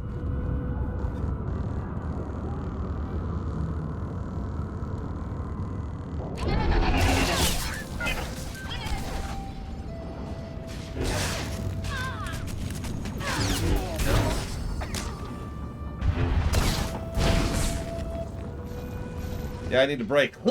So let's see here. Do the different factions have different stories in STO? Yes. Oh, you also asked, is it true that STO is kind of pay to win? So, I stalled in answering that question earlier because I realized that because of lying assholes, I have to actually clarify my statement. So I said that you don't have to pay to experience the content in STO. Then I remembered that you could say that same statement about Diablo Immortal and it would still be technically true. It's a deceit, but it is still technically true. So I just wanted to clarify that when I say you can experience the content without paying, I freaking mean it. I don't mean grinding your stupid face off, or hunting for some random drop that's a billion chance out of whatever, or 15,000 things that are like, hey, you should go buy this. No, you can actually experience STO for free. I know I gave STO 15 negatives or so for its microtransactions and its practices, but that's because they suck. But you can ignore all of it. And not, you know, ease your way to victory. Lol, played roll. You cannot get a sense of pride and accomplishment, I'm afraid. Sorry. You gotta pay for that. So, next question. Have I noticed how much sway the Jedi have over the Republic? Oh, absolutely. Which, ironically, makes perfect sense and is another reason why the Jedi Order absolutely should have political sway within the Republic. Because they would. Harness, we risked everything for you. Stealing those data files, faking your kidnapping. This is how you repay us? You were compensated with enough weapons and armor to make Black Sun invincible. Invincible? There's a Jedi carving up my base! This is your fault. We never should have trusted a Sith. If a Jedi has come for you, Solar, it wasn't my doing. Hi. I'm a Jedi. I've come for you. I thought your kidnapping was a little too convenient. I would have preferred a more graceful exit, but your masters forced my hand. I have no time for this nonsense. Finish a pointless battle.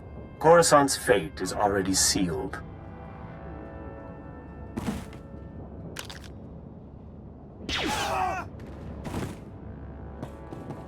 Surrender, you scum! We got you surrounded! Get used to that animation, by the way. We're gonna do it all the time. On our Sith Warrior 2. Pull out the lightsaber, and then, like, dramatically ignite it while it's standing next to it. It's just... I don't know why, but that animation amuses me. Probably because we see it hundreds of times. Anyways. Shoot them all! Do it now! Yeah, it's basically a pose. It's like a statement. Dramatically igniting the lightsaber. Which would probably be a cool, you know, animation if we didn't do it 7 trillion times. Thank you, Sergeant. Can't believe it. We just took down Salar. Black Sun won't forget that anytime soon. We lost some good soldiers, but this victory gives their deaths meaning. Your men fought bravely. You should be proud. Thanks for leading this mission. Black Sun will have reinforcements here soon. Any sign of the man you came to rescue? There you are. We intercepted Solar's holocall to Tarnus. Can't believe he's a Sith. But that's not the worst news. The planet prison prototype here at the lab? A fake. Tarnus stole the real planet prison. Oh no. Tarnus has been playing us from the start. Playtime's over. Let's find that traitor. We need you back at the Senate Tower. Kira out. Sounds like your work is just starting. We won't hold you up. Goodbye, Jedi. Sounded a little snide. Goodbye, Jedi. Get out of my face.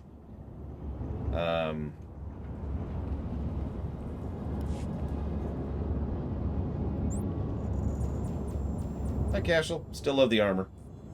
It's not as cool as What's-Her-Face's armor from FFT, but it's still cool. Where are you taking me, game? Vehicle pads are currently Of course. open for business. Of course. Hang on, Tyrone. I haven't actually seen your... Oh, God. Your message is getting really spread out. Let me answer some questions while I'm maneuvering here. What species did I do for the temple recruit? Andorian, obviously, as if there's another species to pick. Do I eat sushi on their own, or do I eat with soy sauce? That's an interesting question, because that's actually a leading question. So, neither is the answer. I prefer my sushi with spicy mustard.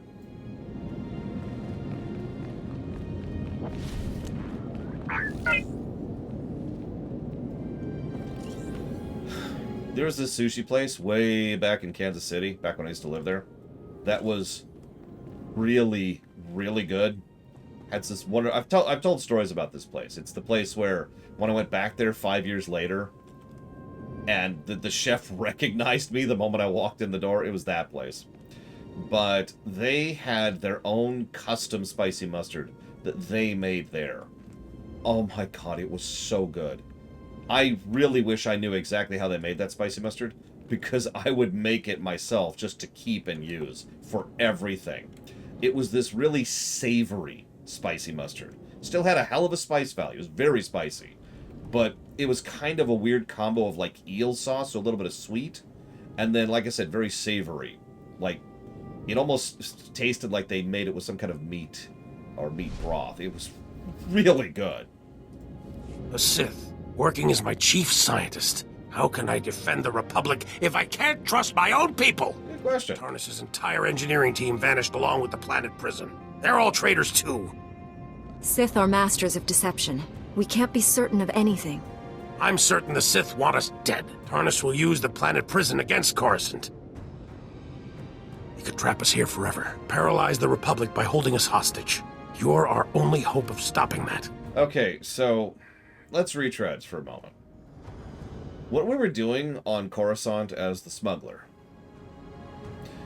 I suppose I'll just answer my own question here. We were here to get our ship back.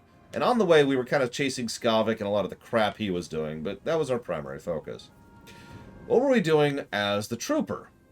Well, primarily we were saying yes, sir, a lot, but we were mostly trying to follow some leads on getting some information on how to hunt down Havoc Squad. What are you doing here as Jedi Knight? We must save the entire planet from a superweapon that'll paralyze the entire Republic!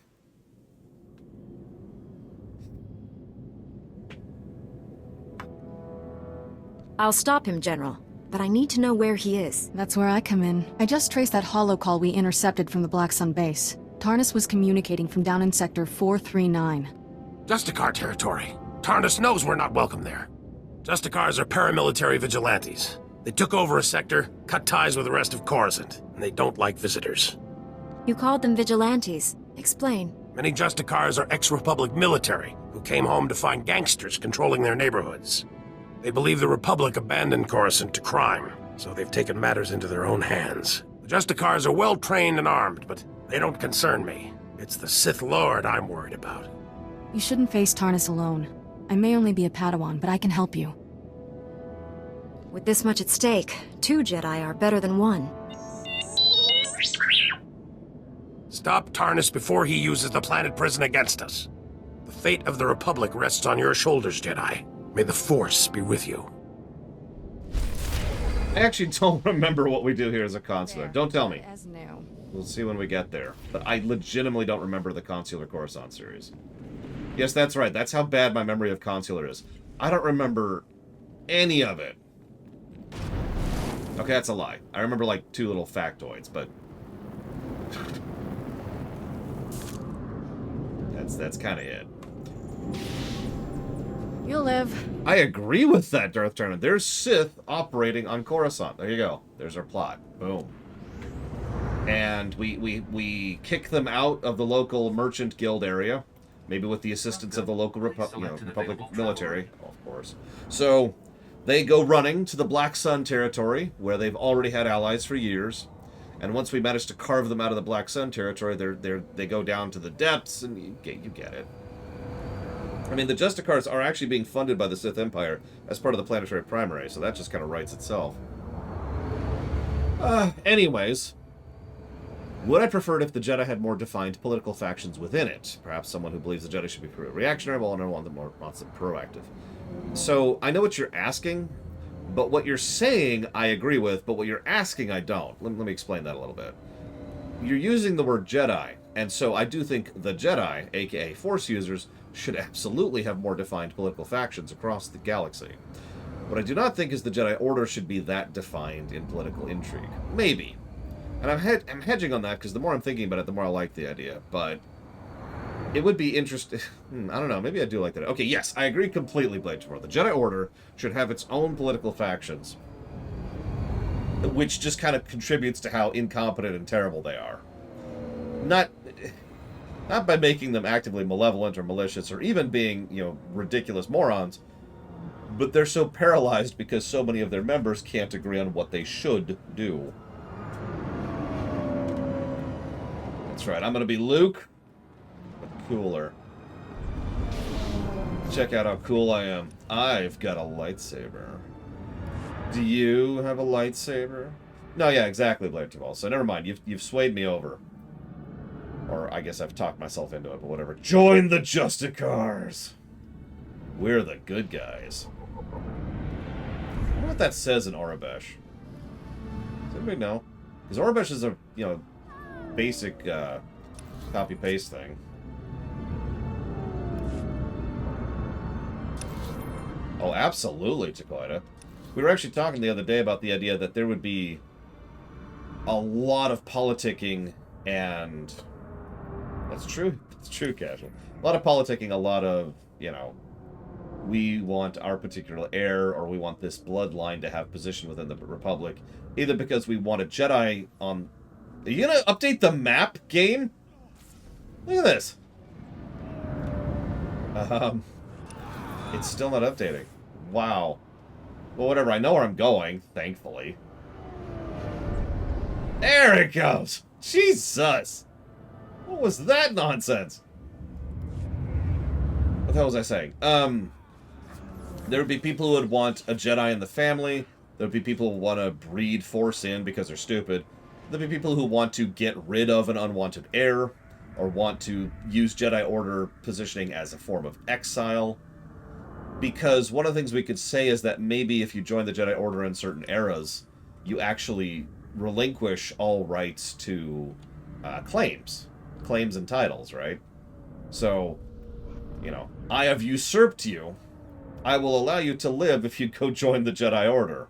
Or if your son goes to join the Jedi Order, I'll let him live, because otherwise he would be a potential usurper, right? And so forth and so on. A lot of directions we could take that.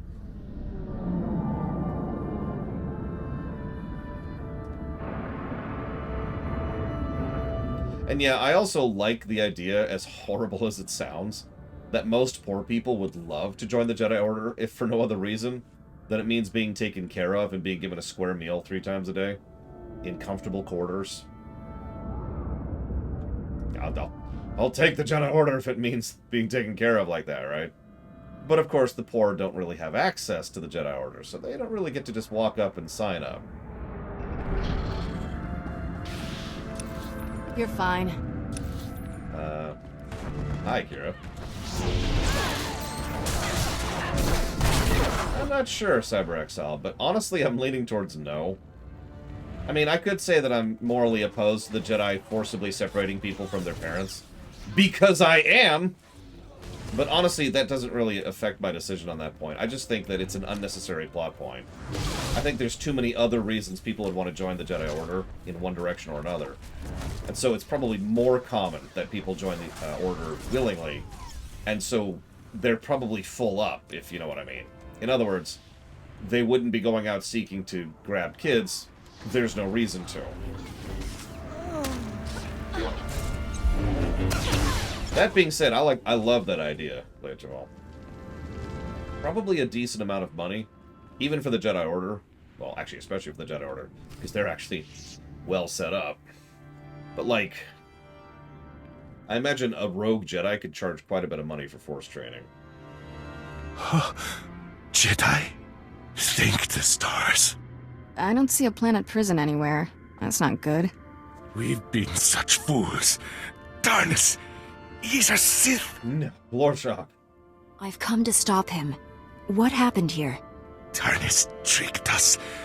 Said your Jedi were going to shut the project down. Told us to bring the planet prison here. Keep it safe. Thought we were saving the Republic. We brought Darnus the prototype. He turned on us. Killed everyone. Hang in there. I'll get you to a medical bay. No time. Darnus has the planet prison. He'll use it. Prototype creates a massive heat signature when activated. Run a thermal scan. You'll find Darnus. Planet prison needs time to build the power. Enough time for you to destroy it. Save Coruscant. I'm not joking. They keep emphasizing that we need to save the planet and the Republic. Poor man. He didn't deserve this.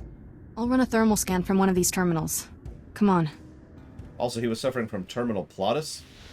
It's a horrible condition where you only live long enough to give out the essential information before you die. Running a thermal scan. Oh, the technician wasn't kidding. Something's really lighting up. Tracking. Here we go. Sector 167, coordinates 8863. Oh, you gotta be kidding me. What? The signal's coming from the ruins of the Jedi Temple. If the planet prison has been activated, we don't have much time. The temple ruins are in a hazard zone called the Works. People go in, but don't come out. There's an old elevator down to the Works near here. Hope you're ready for anything, because that's about as much as I know. Can't spit it out, Mike Kamano. If a Sith can get down there, so can we. Let's hope we get down there in one piece. And he didn't. I'm ready. I was going to say, if there's a fire, if there is a thermal signature, aka it's generating enough heat that you can detect it from miles away through tons and tons of interference, that is very hot, whatever the hell you're doing.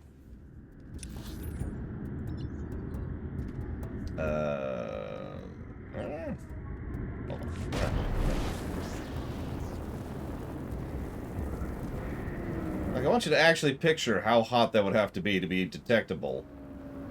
Especially by some just random thing. It's not even like a big scanner field. It's just some random console. I did want to answer Baron's question. There, and good I as will. new. He wants me to go over there. That's what I thought. All right. Let's go to here, I think. So Baron asked, how well would the Assassin's... Oh, right, that's a long question. But how well would the Assassin's Creed protagonists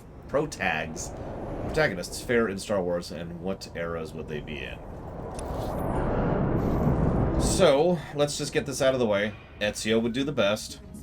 Let's just accept that and acknowledge that. And honestly, let's just move on. Ezio's kind of a Revan, except he's never was evil, so yeah, Ezio's cool. Moving on. There, good as new. Ezio gets into Star Wars and he just kind of wins. Cool. Next. Altair, I feel, would not do super well. Not because Altair isn't smart, or capable, or precise, or anything like that. He is, after all, the assassin.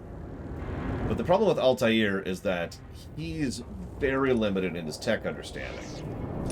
he was extraordinarily ahead of his time, which was how long ago exactly? Now, if we were to presume for a moment that we're just going to ignore the tech barrier, in that case, yeah, Altair would do extraordinarily well because he would be an extremely good assassin, probably the best assassin of the crew. Then we move on to Connor. Yes, Connor. I mean, nobody's gonna do well in Bidden lightsaber. Ah! I can just picture that. You know what? As a joke, I'm probably gonna forget about this, but as a joke, you know what we should do? Have a thing in the rewrite where there is like a hidden blade lightsaber, and the first person to use it just chops off their hand or their finger.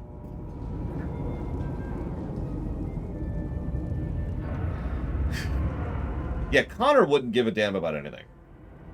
He would have no reason to get involved. The pawn would only get involved if someone else moved him onto the board, just like happened in the actual Assassin's Creed 3. Now, ironically, I think Kenway would actually do overall the best, because Kenway would slide easily into the role of being a bounty hunter, smuggler, or general criminal underworld person. Star Wars is one of those settings where it's actually relatively easy to be a criminal while still being a decent person. And Edward is a criminal who is also a decent person. It takes him a while to get there. That's pretty much the whole point of Assassin's Creed 4, is that character arc. But it's still true. So yeah, he would just slide right in effortlessly. Get a hold of a ship at some point, and he's good. Outlaw. That's a good way to put that, Act. I like that. Hey, look, it's the Jedi Temple. Wow, it looks a lot like something on Alderaan. Anyways. So then we move on to later games, and I'm trying to remember names. So after that we have Bayek. We have... Oh, we have me hitting the wrong button. There we go. Oh, right, I skipped over. So we've got Arno, who would immediately fall in love with a woman and screw over everything because of it, because the woman's actually a Sith. Then we'd have the twins. Honestly, I think the twins would do all right with their own little outlaw underworld kind of a thing. Then we have Bayek. You know, I could really picture Bayek just straight up joining the Mandalorians. Probably becoming a leader of his own little group, you know? You're fine. Yeah, Bayek's Bayek. He's fine. Different direction, but he's fine. And I can't remember the generic name for the Odyssey character because it's actually two of them. You know, the male-female choice.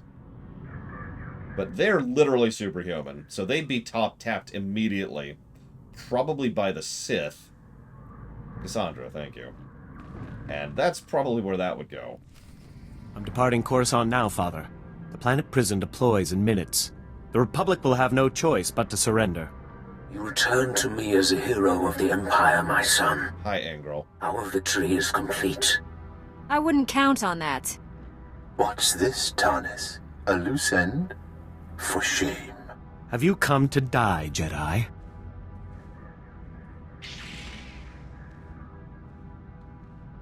Why do you hold it that close to the blade? Shouldn't you hold it further down? Wow, that was a long thing there. I don't die easily. Haven't you figured that out yet? Fighting petty criminals is nothing. Now you face a Sith. Channel your rage, my son. Don't let this Jedi steal your moment of triumph. Your blood flows through my veins, Father. I cannot fail.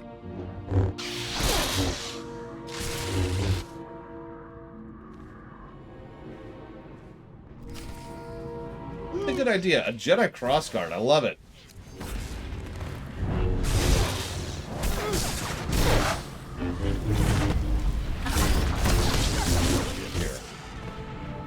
So, hey buddy, I just killed your son right in front of you. Jedi filth. You've killed my son. Uh-huh. She'll pay with her life, my master. I swear it. You have no idea what you've unleashed, Jedi. There's no place in the galaxy to hide from my wrath. Tarnus was weak. I spared you future embarrassment. I will inflict unimaginable suffering on your people. Billions will die because of you. We already control your secret weapon facilities. All that power is ours now. My son's death will be avenged on the entire Republic, and you will bow down before I let you die. I see where your son got his overconfidence. You'll die just like he did. My hatred makes me stronger than you can possibly know. Tell your pathetic masters that Darth Undral has returned. This time, there will be no mercy. Such a charmer. I miss him already. The planet prison is officially scrap metal. Looks like we saved Coruscant. Couldn't have done it without you, Kira. Much as I'm enjoying these toxic ruins, maybe we should get back to the Senate Tower? Yeah, Angdrel, we've had a consistent problem on the Republic with bad rivals or bad villains. And Angdrel might actually be the worst.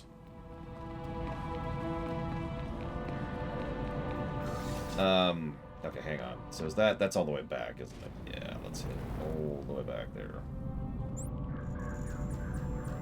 Probably, Lataria. Probably.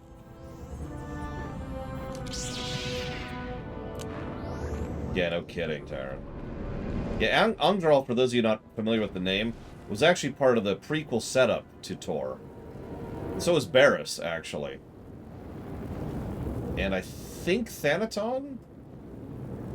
Don't quote me on that. I know Barriss was there.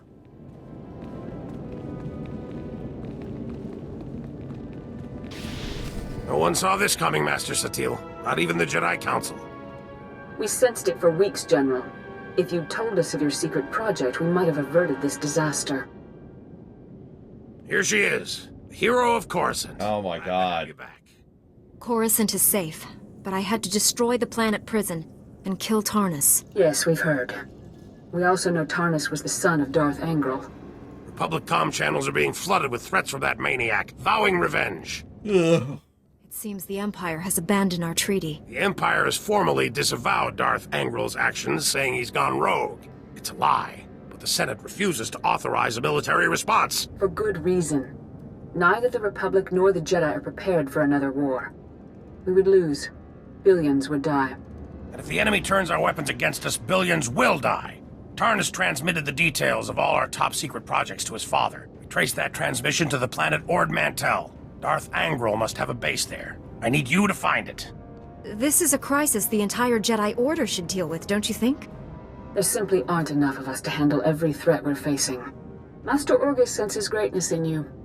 And so do I. This mission is yours. I'm going too. Master Kuwix left me here to help. Agreed. Take Kira. Train and protect her like she's your own Padawan. It's an important responsibility I won't take lightly. We'll get to know each other. It'll be nice. I must inform the Council No romance, though, sorry. Travel safely, young Jedi. May the Force be with you. All I've ever wanted was to protect the Republic. I was stationed here when the Empire attacked Coruscant. Saw the Jedi Temple destroyed. All those Padawans and Masters cut down. I started these weapon projects in their honor. We'll get those weapons back, and use them to destroy the Empire once and for all. You understand? Good. I already have one of our best starships waiting for you at the spaceport. Your astromech droid is prepping it for takeoff. There's civil war on Ord Mantell. It's a no-fly zone. Dock at the orbital station there and contact me. Good luck. Yep, we are now... We now have our own Padawan. I feel like I already complained about this, but yeah, here we are. So... oh, wait until we meet Doc, Evo. It is Doc, right? For the... Am I misremembering? Pretty sure it's Doc on the Jedi Knight. He's our Corso.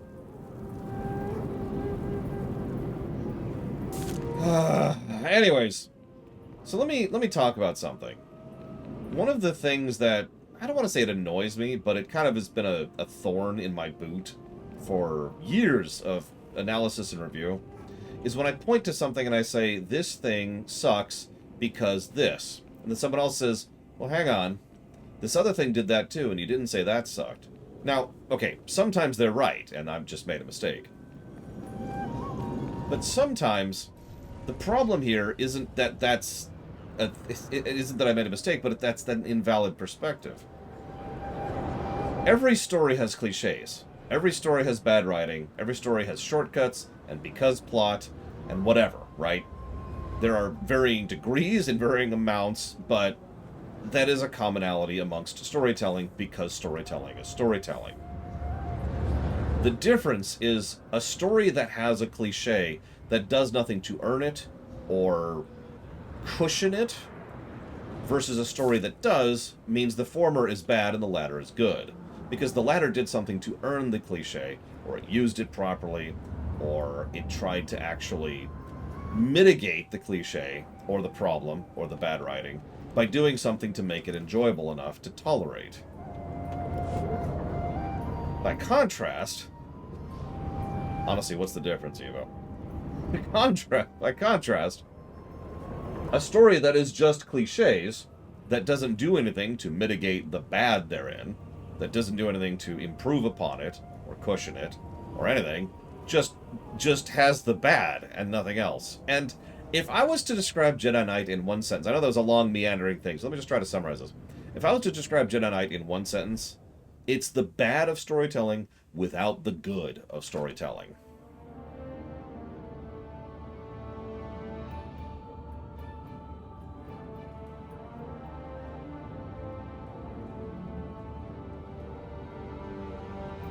And yeah, you are correct. So when I am speaking, I do specifically mean cliches. But yes, tropes would also qualify. As the old saying goes, tropes are not bad. It is how you use them that matters. But the same exact thing could be said about cliche. So if we're being blunt, the difference would be all cliches are tropes, but not all tropes are cliches. Because a cliche is a trope used badly. Now, you're probably thinking, well, that's not the literal definition, and you're right, because the literal definition is stupid. The literal definition of a cliche is a trope that's overused, that is used often. But I want you to really think about that definition for a minute. So yeah, Jedi Knight and I believe Jedi Consularship.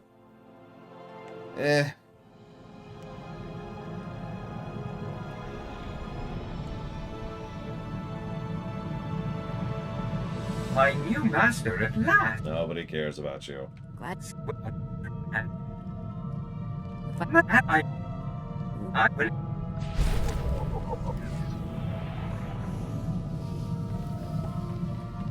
Yeah, exactly, Evo. So, this is a weird ship layout, though. Nice, big, large, open central area.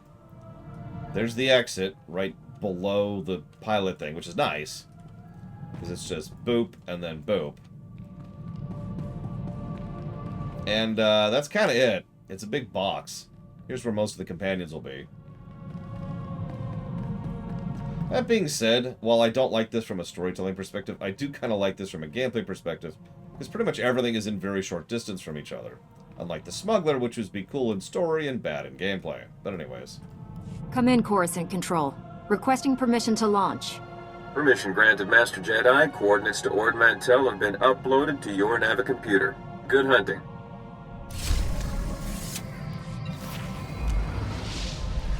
Ding, 20. While leaving Coruscant without doing side quests. Speaking of which. What's up, Kira? So, ground rules? Master Kuix let me do whatever, long as I wasn't in her way. Do what I do and you'll be fine. We make it up as we go. Nifty. Question 2. What's my job on the ship? Hate standing around, makes me antsy. Listen to the Starship broadcast frequencies. If the enemy makes a move, I want to know about it. Thrilling work, but I'll take it. We'd better get moving. Let's go save the galaxy. You know, on most characters, that would be a cute little, yep, let's go save the galaxy, wink kind of a moment. Here, she means that literally. We're Miraluka. before you ask.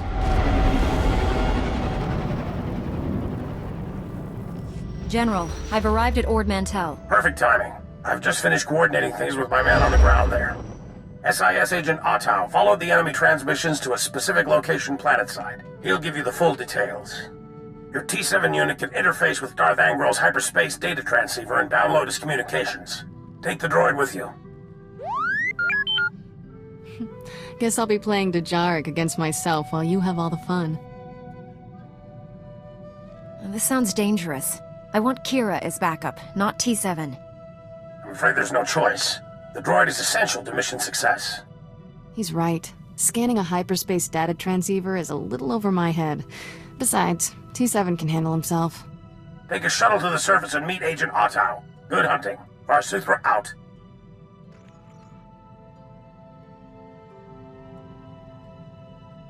I've visited my share of seedy ports, but this one's the seediest. Just as well I'm staying behind. Really? I'll make sure nobody steals our landing thrusters. Ord Mantell? Really? Take care of things here. We'll return soon. Have fun down there.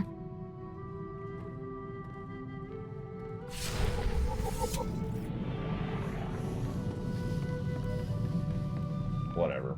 That's honestly. Everything, Gum Gum.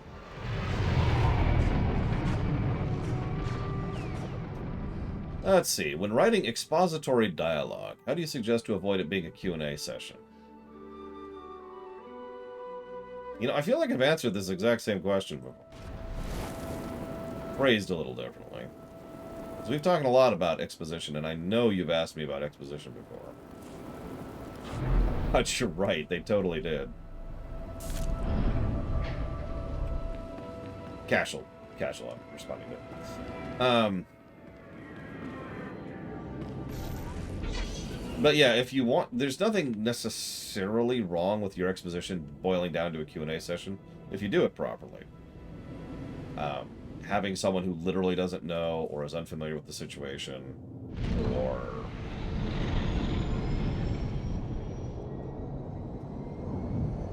So hang on. So I just noticed the last thing you said there, Eva, which is the person who knows nothing is asking questions, but the person who knows something has no reason to humor them. In that case, I think you're screwed. I think there's no exposition to be done there, because if they have no in-character reason to answer the questions, then they don't.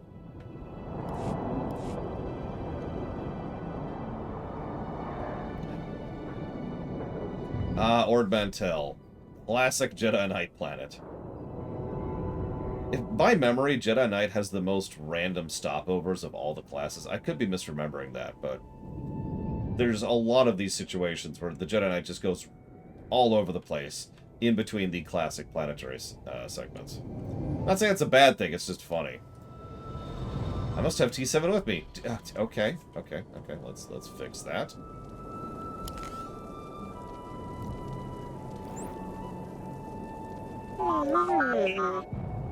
Agent Ottow, Republic SIS. Welcome to Ord Mantell. Hope you enjoy war zones, Master Jedi. This planet's full of them. What have you learned about Darth Angrel's operation here?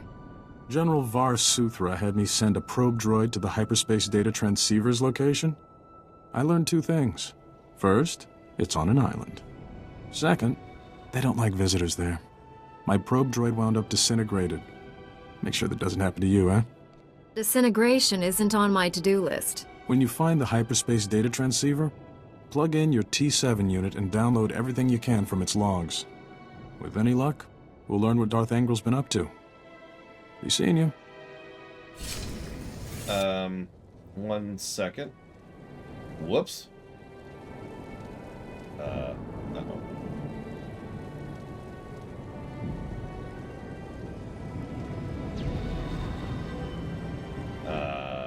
What?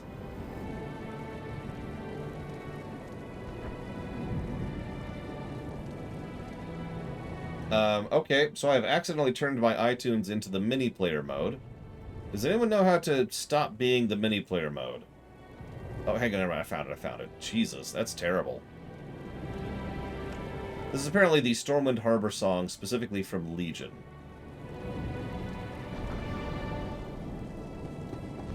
But yeah, I was gonna say, I think Agent goes to Korriban the one time, and that's it, isn't it?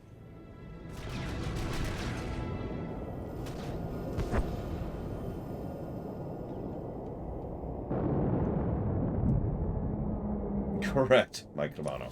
Because we would have already done them, obviously. Anyways, let's see here. So, now you're trying to say... hang on.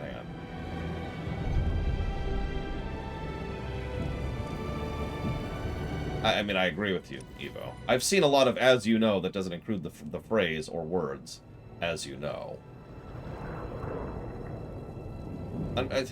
Okay, so if we have Bob, and we have Bobina. Bobina is a local on Ord Mantell.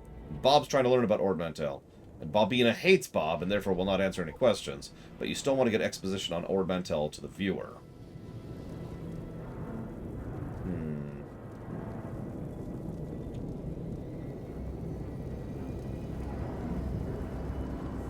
Well, the hardest thing to do, which...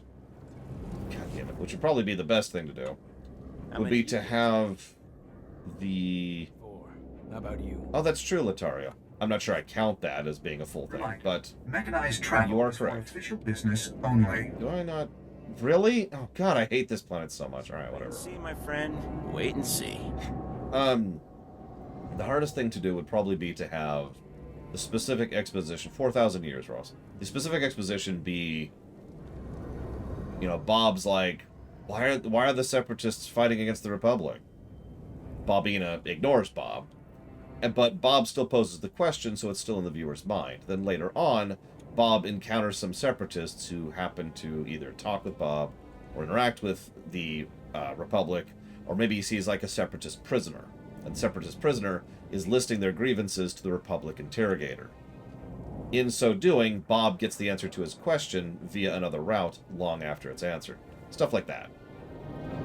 That would probably be the hardest thing to do, because you'd have to basically map out the lines between the questions and the answers, but I think it's doable. Hi, Trihexia.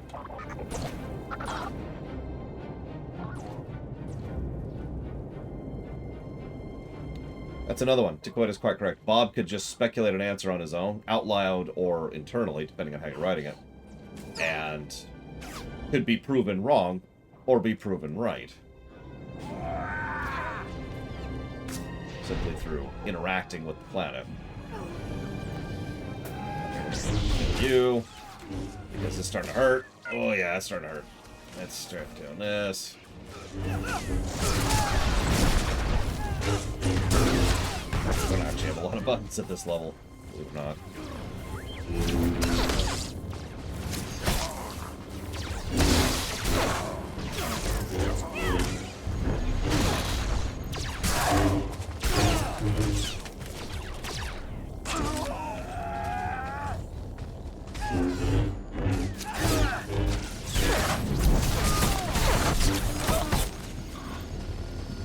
Okay. So as I was saying.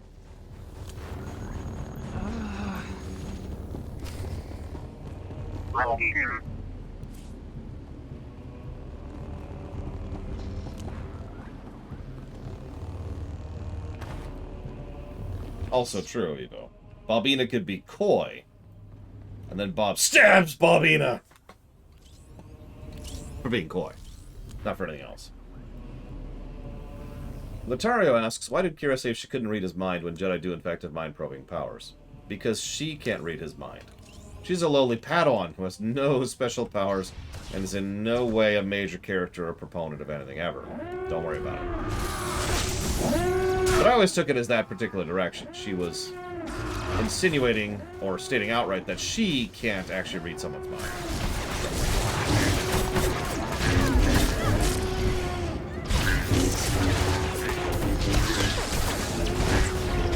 Okay, fine. I'll take out the stab, Evo.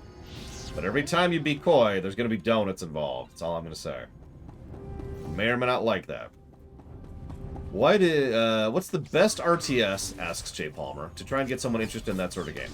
StarCraft 2. I don't like to recommend you start with something like the best of a genre, or the best of a series. But unfortunately, StarCraft 2 is... my lip dark. Is by far the most user-friendly and lowest barrier to entry RTS probably that exists.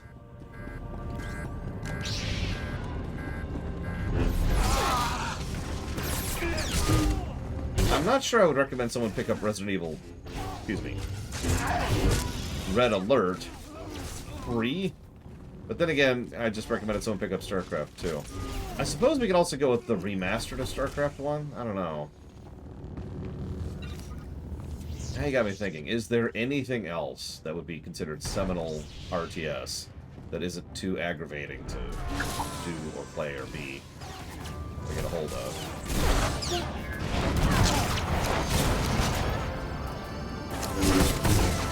Do you even get a hold of Dune 2 anymore? Real question. Oh, you know what? Actually, I've got an answer. Play the Command & Conquer remastered. Or, no, much better answer. Play the Age of Empires 2 remastered. There we go. Age of Empires 2 is probably some of the most seminal RTS out there. It's not the best, it's not the worst, and there is a modern remaster which is easy to get hold of and pretty convenient and easy to get running. So, there you go. That's going to be my answer. I think Jay Palmer's not even there anymore. Name, Markovic. Rank, Lieutenant. That's all you're getting from me, Jedi scum. Your big talk is wasted on me. You may as well kill me now. You'll never hold me prisoner. Hey, okay. What's that droid doing? Get away from there! We don't need you, dude.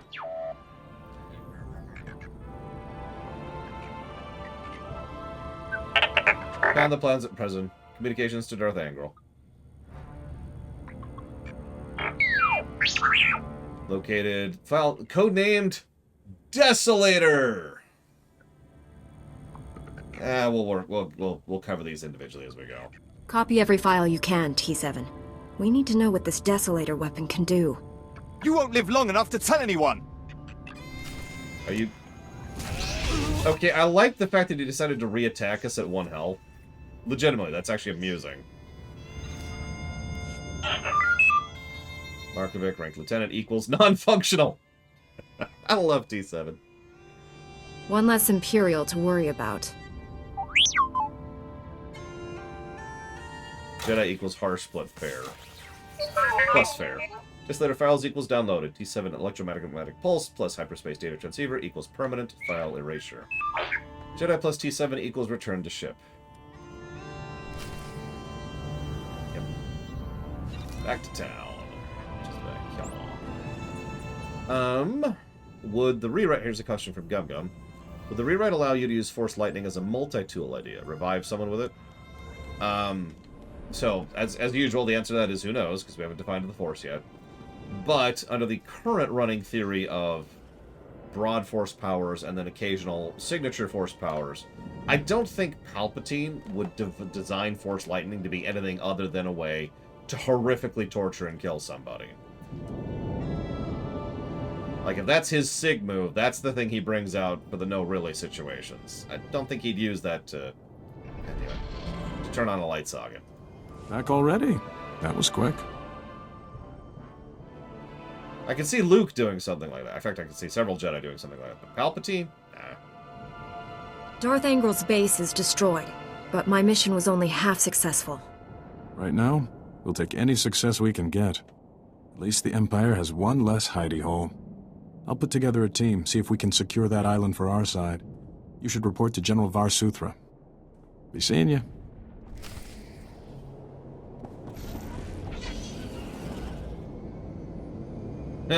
That's a funny thought.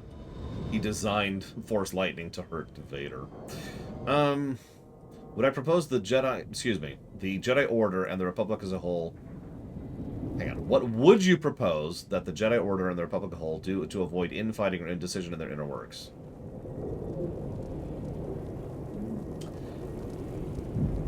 Alright, next question. Let's see. Do the Assassin's Creed stories reference each other at all? Yeah, quite a bit, actually. Assassin's Creed 1, 2, Brotherhood, Revelations, and 3 are all actually one story. And then Assassin's Creed Yeah, exactly, Darth Tyrant. Assassin's Creed, Unity, Rogue, or I guess that's it? No, and Syndicate all kind of reference each other a little bit. Then they were going to start this new story arc. Well, excuse me, they have started this new story arc, which is Assassin's Creed Origins, Odyssey, and Valhalla. And that's pretty much the three major story blocks.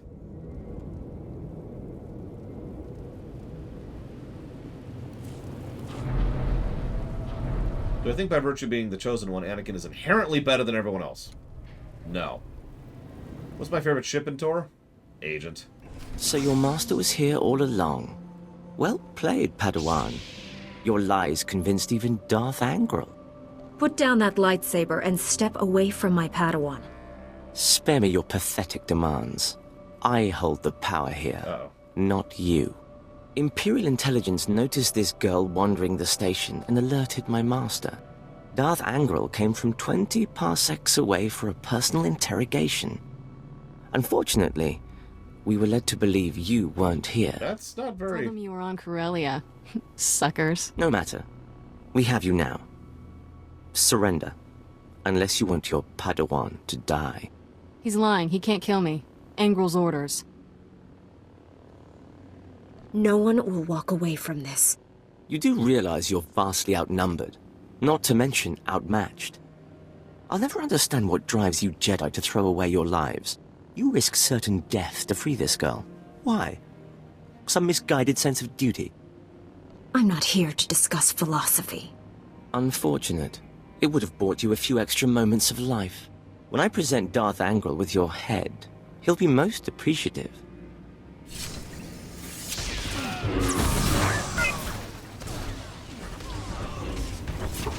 Anyways, he's dead.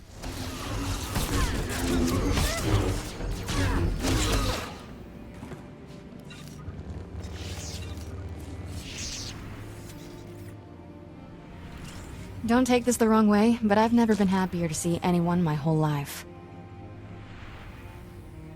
It was the least I could do. I promise this won't happen again. Getting rescued is bad for my self-confidence. Angral wanted to know everything about you.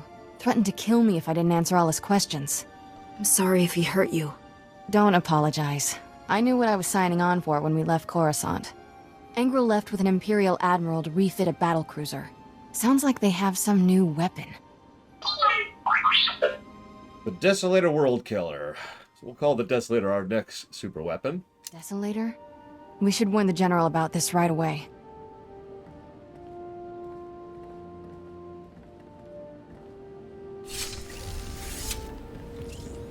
Yeah, everyone take a drink, if you got it. Oh my goodness. So Baron says, I'm sure you've been asked before, but would Tor have been better if it was a single-player game or a co-op game?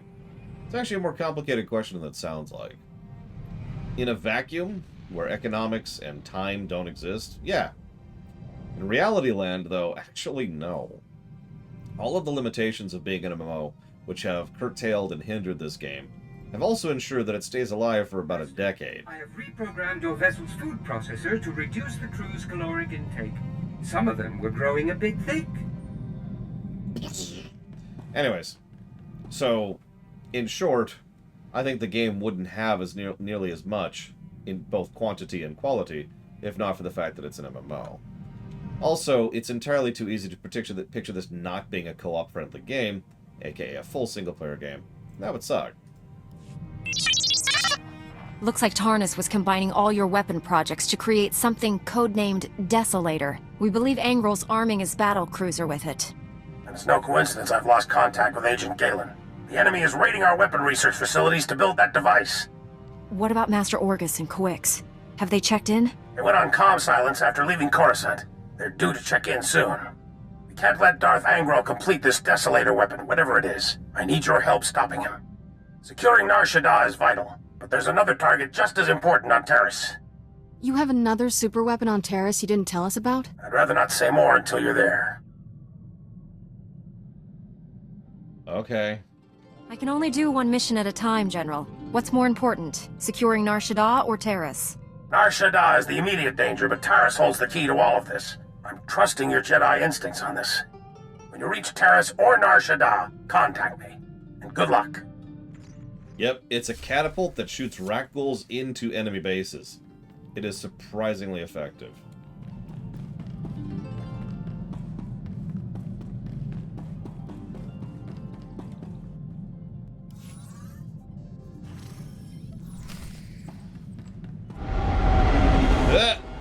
No!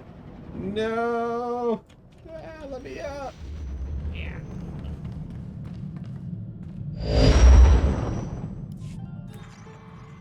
General, I'm on Terrace.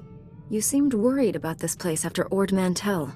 What's the big mystery you wouldn't reveal? I apologize for the secrecy, but this involves someone the Empire would love to get its hands on.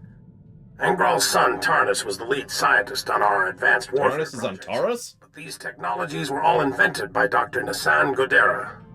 Dr. Godera is a genius. Calculates targeting algorithms in his head for fun. Okay. If he's so special, why wasn't he leading things instead of Tarnus? Dr. Godera hates the Empire. So much so he quit in protest when the Republic signed the Treaty of Coruscant. Disappeared completely. We recently discovered he's hiding on Terrace, but the swamps, predators, and city ruins are keeping us from finding him. City ruins? There's no civilization here? Your masters never taught you about the Jedi Civil War? No, what's KOTOR 1? Years ago, there was a conflict between two fallen Jedi named Revan and Malak. Malak obliterated Terrace, hoping to kill Revan. Billions of innocent people died. Okay, but what about KOTOR 2? Did Malak succeed in killing Revan? Revan escaped Terrace's destruction and eventually killed Malak. Many more died before it was over. The Republic is recolonizing Terrace. Recently, we found evidence that our missing doctor has been here for years. Reconnaissance discovered one of Godera's outposts in the swamp. It's entirely automated. Nothing but droids inside. And they're not cooperating. If the doctor isn't there, what do the droids at this outpost do? We think Godera has several facilities. The droids are caretakers in his absence. I've had people scouring Terrace for other outposts. The survivors returned empty-handed. After what you learned on Ord Mantell, we need that man's expertise. You're our best shot at finding Dr. Godera. I'm hoping I won't have to do this alone. I don't have many personnel on Terrace, but what's there is yours. I left a small team monitoring the outpost. They'll aid your search. Transmitting outpost coordinates. Good luck. Bar Suthra, out.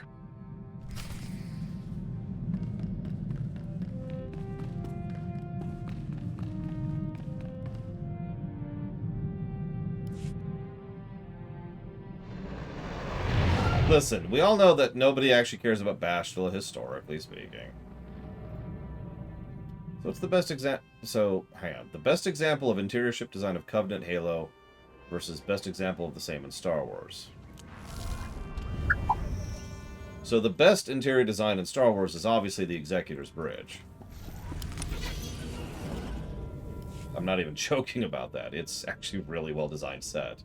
They do some good stuff with the ISDs as well in Empire Strikes Back. But Halo's interior design is designed to be a shooter, because you fight on Covenant ships a lot. So yeah, it's a whole lot of empty corridors, and the occasional big old bay, and I think there's one bridge we see. So by definition, I'm probably going to go with any on the Covenant side. Hey look, it's a quest we're ignoring. God, that's so satisfying. Oh, aesthetically speaking, oh, Star Wars 10 times out of 10. You didn't want a one true love her, Evo? Like, I actually do like the the Covenant aesthetic in general. But I tend to prefer, so let me walk that back a second. I like the smooth aesthetic. I don't know what that's properly called. A lot of science fiction uses it. Greetings. You are cleared for the following. It's pretty normal. But I would say that a little bit. I would say that of the various smooth aesthetics, Covenant's kind of middle tier for me, alongside the, I forget what they're called in Supreme Commander.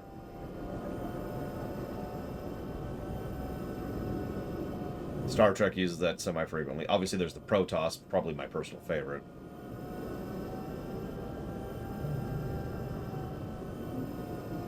Stargate, yeah, Stargate leans on that with the Ancients, I think. Not with the Goa'uld. The System Lords have their own kind of thing. It's very Egyptian for some reason. Not sure why. Okay, so am I going to be let off that?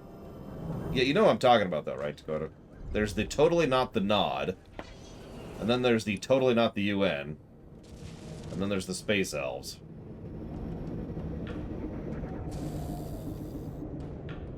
Consequently, aesthetically, I actually really like the UN in that one. The totally not the UN, excuse me. I like playing as them, too.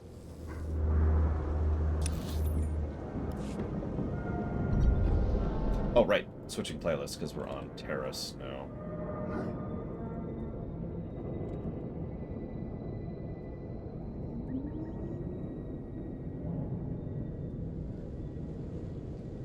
The Aeon, that's them. Thank you. Oh, God.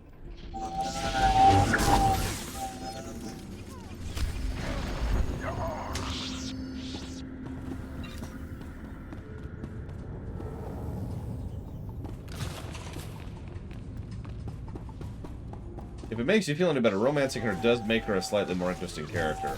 But it's also filled with some very cringy romance. And my favorite scene... yeah, favorite scene in the entire game. Seriously. Takes a little bit to get to that payoff, but it's there.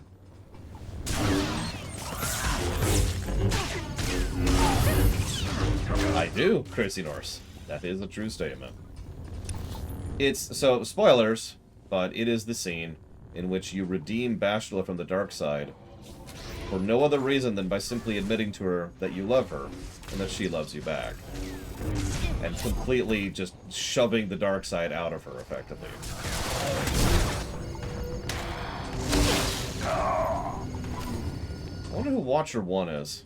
I wouldn't worry about it. Oh, now I gotta worry about it. That's enough bloodshed. Let's be professional about this. I am Watcher 1 with Imperial Intelligence. Those men you fought served me.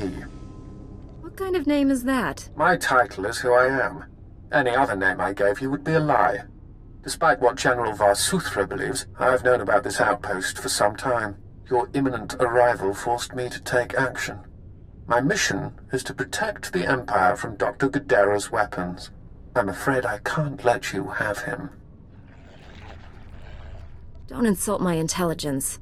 The Empire only wants to destroy the Republic. Believe what you will. Imperial Intelligence prides itself on accurate threat assessment. I've known you were coming, analyzed your strengths and weaknesses in preparation. You executed Bengal Moore on Tython when he was defenseless. You consider yourself above the law.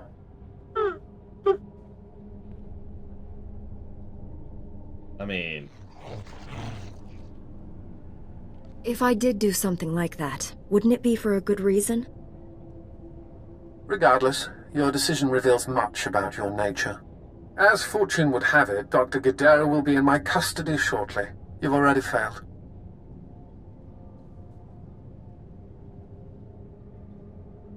The Force is with me. I'll find Dr. Gadera. And you. I see my reinforcements are finally in position. Terminate her. Okay.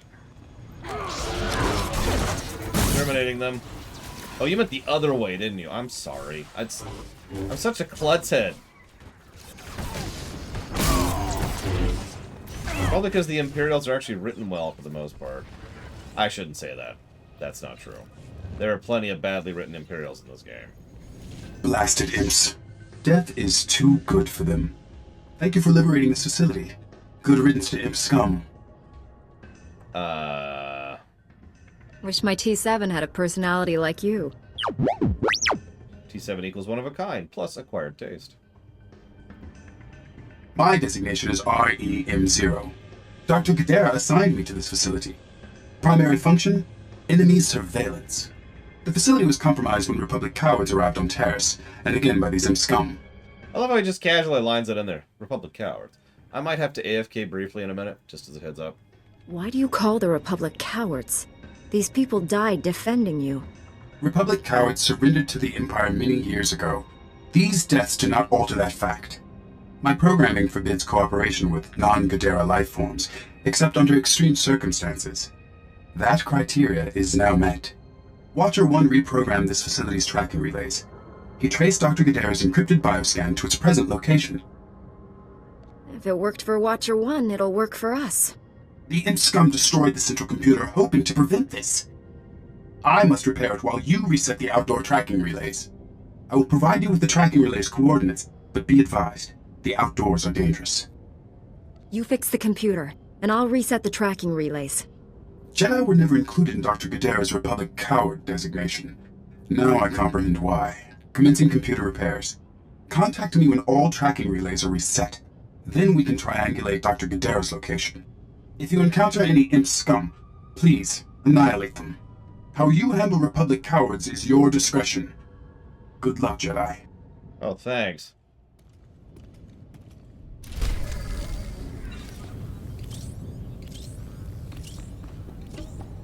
Thanks.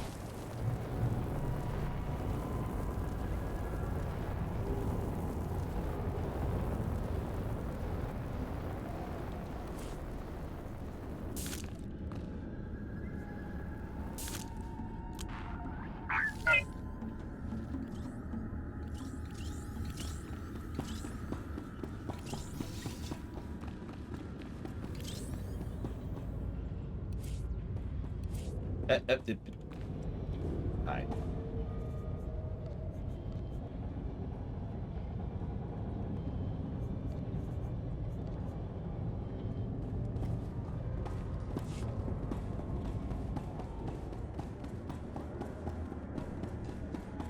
Okay, where the hell am I going?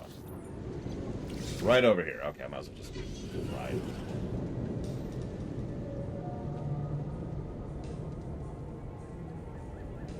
Oh, absolutely, Tyron. Night? Okay. Any story can be made good with enough time, work, effort, and talent.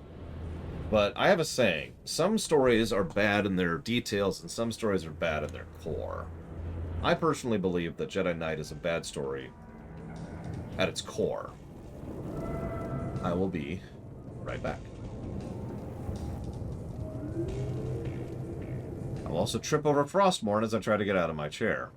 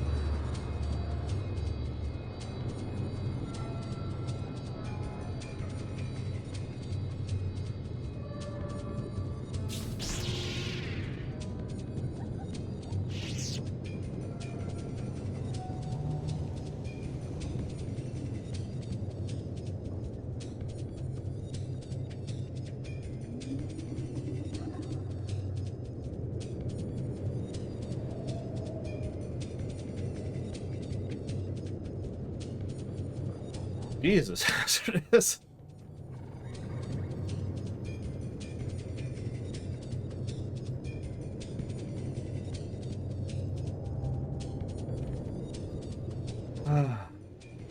No, Jay Palmer. I actually made Frostborn, so it can't really be used against me like that.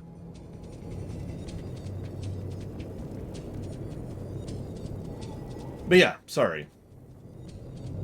I think Jedi Knight is kind of broken down to its core. I really think the core story ideas of Jedi Knight need to be completely restructured. Now, I'm not going to actually say what the Jedi Knight's core story is right now, because it's actually a spoiler. There's music. It's quiet, but it's there. Here, I'll go quiet so you can hear it.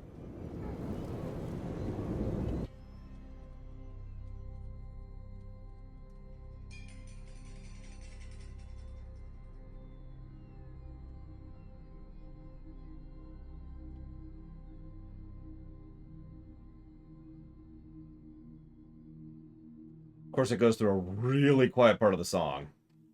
Right as I say that. But I swear it's been playing since I left. I made sure. Like, I don't like to leave without making sure which music's playing, just in case, you know, something really loud or something that's copyrighted starts playing in my absence.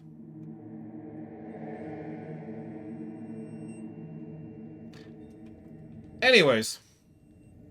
But even if I don't go into specifics, I can tell you what the Jedi Knight's core storyline is right now. You ready for this? Jedi Chosen One saves the galaxy against a great evil emperor.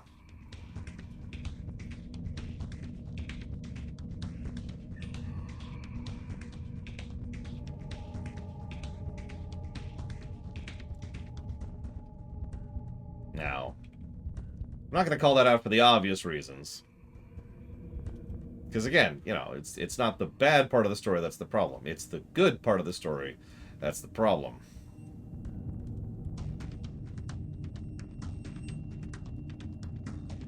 But in all honesty, I think that repeating... Okay, Star Wars obviously repeats story beats semi-frequently. But most of the time... Well, I shouldn't say most. There are times when it repeats story beats and it's good. Like, they actually do some good stuff with it. This is not one of those times.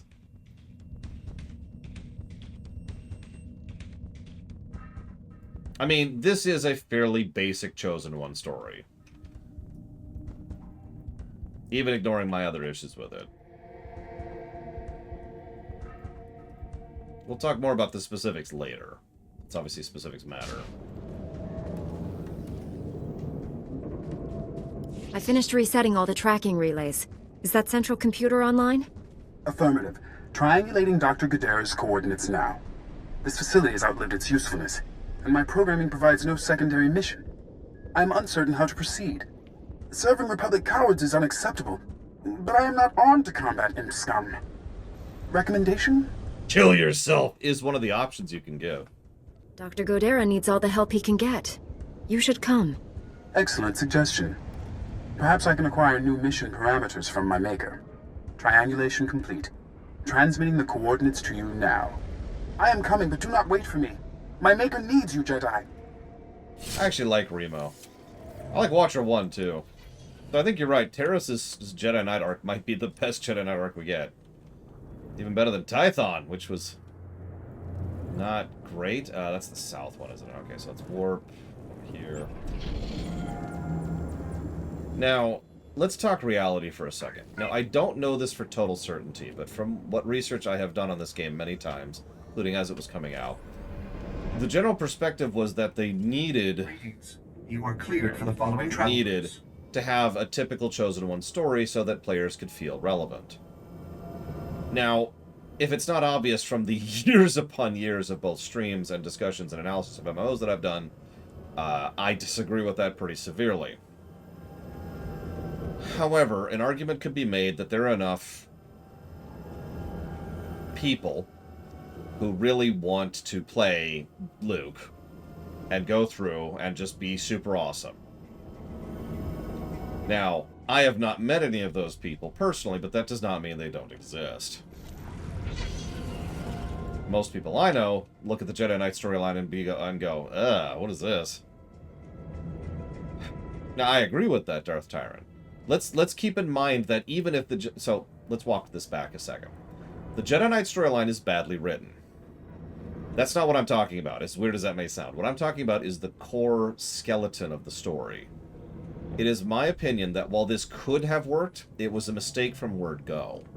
Because there's just too many other interesting story ideas you can do with a Jedi Knight, especially in this point in history. And they don't. They don't do anything with it. This is the most paint-by-number story in the entire game. Trooper was pretty bad. And we'll see if Jedi Knight actually surpasses Trooper by the end of this.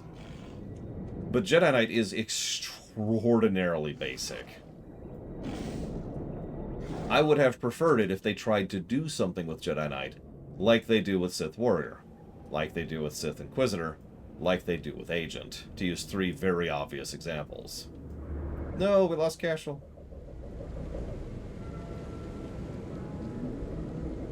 That's my opinion, and it's very possible that I am very wrong.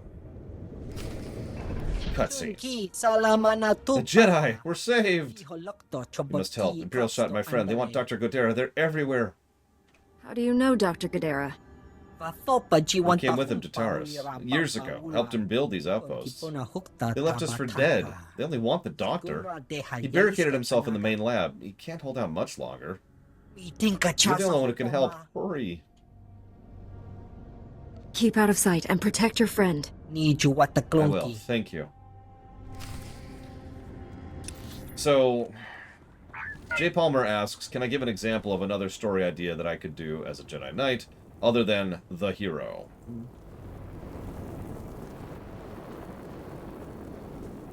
I mean, honestly, you're right, Lord Harrimont. The easiest answer, which is probably the wrong answer, but the easiest answer by far is just have a story about how messed up the Jedi Order is.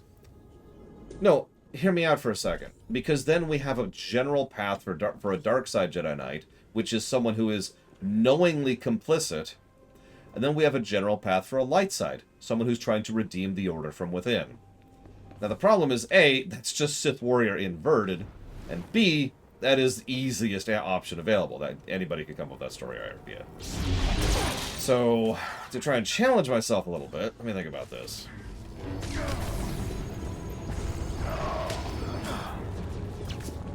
It would still be better than what we got, I agree. Although, I am presuming good writing, and I probably shouldn't do that.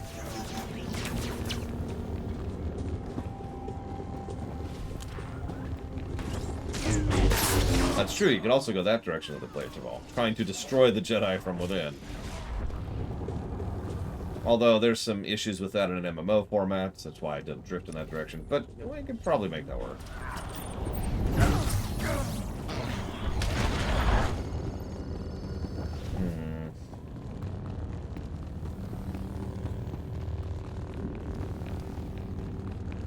Make it something that couldn't happen if you were anything other than the Jedi Knight? Stand down, Jedi. I'm afraid we both lose this contest. Dr. Godera killed himself rather than be captured. It's a tragic loss. Your goal was to kill him. He was far more valuable to us alive. We are prepared to leave Taris without further violence. Full cessation of hostilities. Do you accept?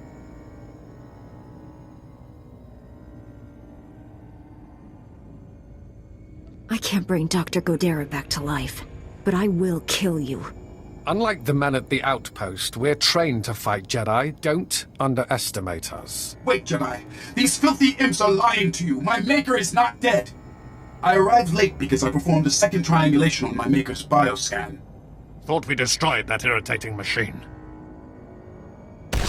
Well, we just let that happen. Now you both have to die.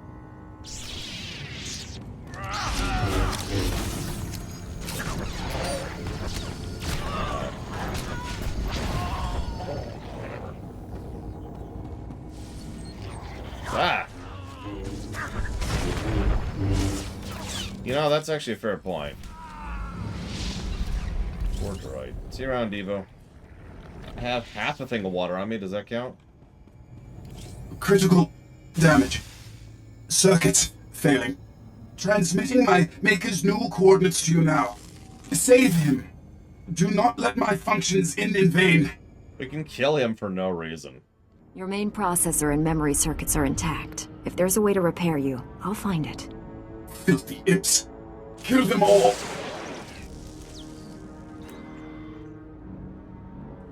Your ability to survive is impressive, to say the least. Not my finest performance, but serviceable. Do not fear. Dr. Gadara is unharmed. I painlessly rendered him unconscious and gently carried him to safety. That trick only works once. Next time, I'll be ready. There doesn't need to be a next time. We could continue this chase forever, but what a waste of resources. I suggest a compromise. Give me time to administer truth serum to Dr. Gadara. Once he reveals his secrets, he's yours. We'll both have what we want. I actually really like Watcher 1. He is just enough of a... how would I say this? He tells just enough truth to obfuscate how much of a liar he is. I think that's how I'm going to phrase that. You've already deceived me twice. I'd be a fool to give you another chance. My deceptions have failed to produce the desired result. Now, I'm telling the truth. I will purchase time for interrogating Dr. Gadara by offering you something of great personal interest. A Sith assassin is on Taris, preparing to massacre a small Republic settlement. I can tell you where. Why are you so readily sharing this with me? The information Dr. Gadara possesses is worth more than terrorizing defenseless colonists. I know you won't risk innocent lives. It's not in your nature. First Jedi duty equal protect life. Rescue your settlement. When that's done, come here and you'll receive Dr. Gadara unharmed. You have my word. Betray me and you'll regret it. The Republic colonists have a temporary shelter near some ruins. Sending the coordinates now. The Sith assassin is noted for being a master of beasts. She likely won't be alone. I advise caution. Good luck, Jedi. Yeah, I decided to go with the stupid option. I mean, the Jedi option. Sorry, my bad. Anybody could slot it in and nothing would change. Oh, okay. So the total opposite of what I was saying. I mean, you can argue the current story is that way, but no, I get what you mean. I get what you mean. Let me think about that. Greetings. You are cleared for the following travel routes. Oh, there it's right there. Yeah, you're already starting to notice some of the repeat dialogues, aren't you? We're gonna have it on every class. That's just a thing. While I'm here, I need to buy this. That's the one. And put that there. There we go.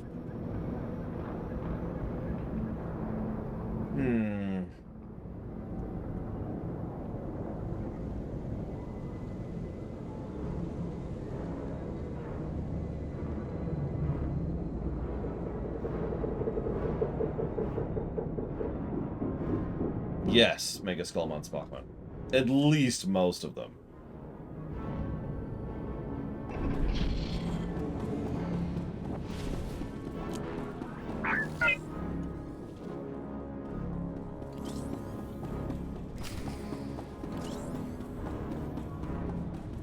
Welcome, Master Jedi. How did our humble settlement earn this honor? Do you need food or water? Anything we have is yours. A Sith wants you all dead. I'm here to defend you. Sith? But why us? We haven't done anything. Because they're Sith. We're not prepared for this.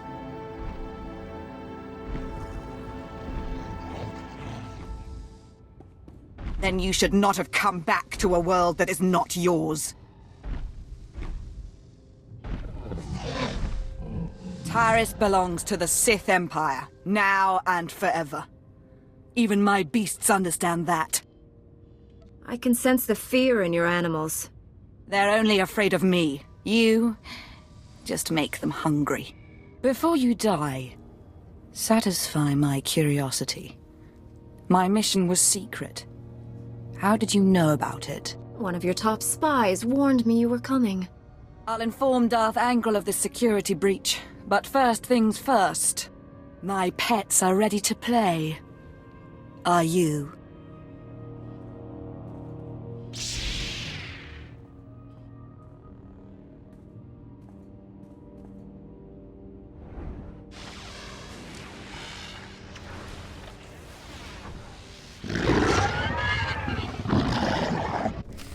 I mean, again, she's a Sith.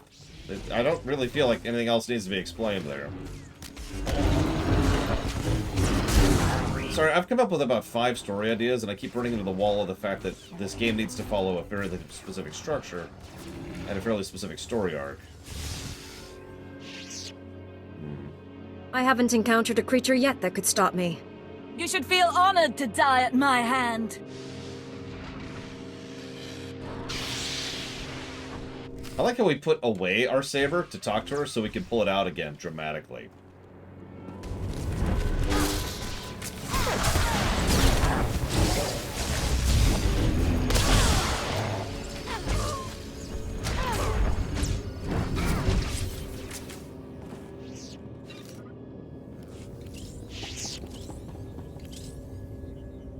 That's actually not the ability I thought it was. That needs to be over there.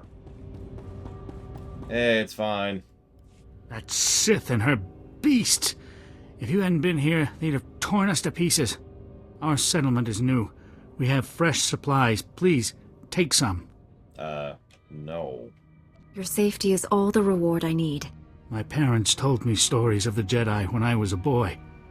Now I know they're true.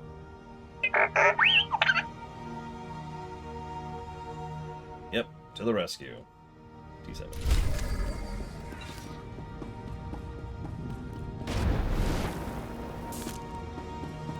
You walk up to someone. Hey, you want to go see the new movie? Yeah, sure. That's how people know the conversation has ended. That's your goodbye.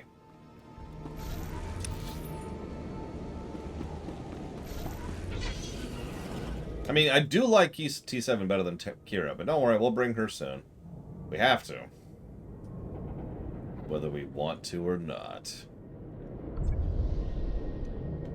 Well, the first thing it does is it destroys their brain, J. Palmer. Oh, wait, I'm thinking of the Sith thing. Never mind. If I'm not mistaken, it just makes you really suggestible. So, you know, you still need to employ other things, and oh my god, I hate Tira so much. Let's see.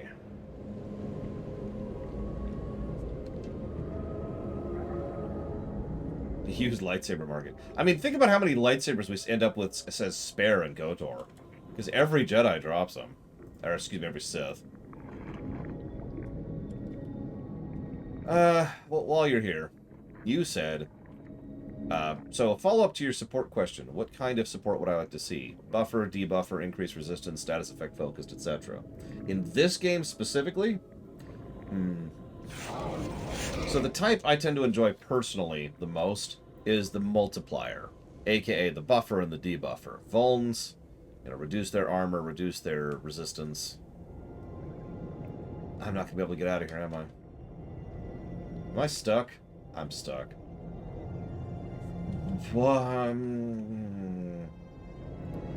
Okay. And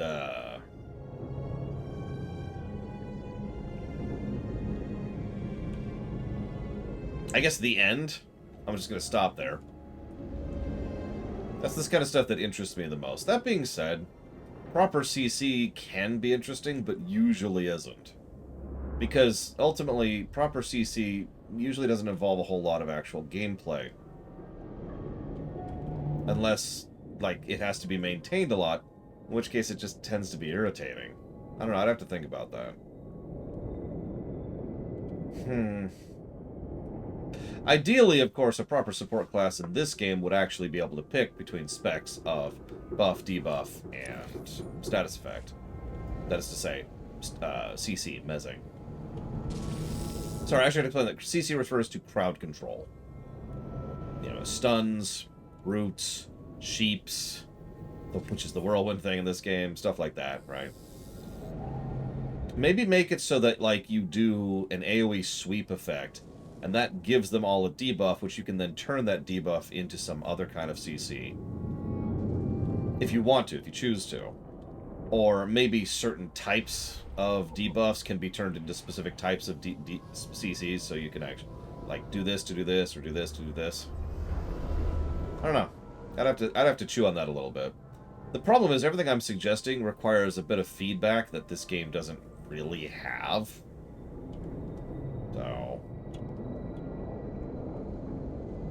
So I think in the interest of making a support class for Tor specifically, let's just make it straight buffs and leave it at that. Let's just keep it simple. Probably now, in order.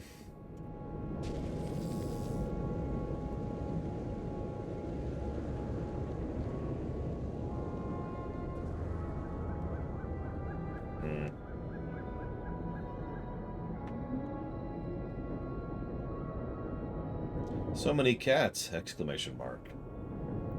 Do you think they're going to get along with each other this time? Question mark. Nice one last time too. Yeah, no, yeah, classic shaman. You have a thing you could drop that buffs party members in an area. You have actual just straight up buffs you can use on one or two or all people. You've got something that buffs yourself along with someone else, etc., etc. I think that's going to be my full answer to that. But you also asked another question. If I had to write a Chosen One story, what would I do to make it interesting? God, I don't know. How do you make a Chosen One story interesting? Other than by the obvious answer, which is to use the Jolie Bindo approach.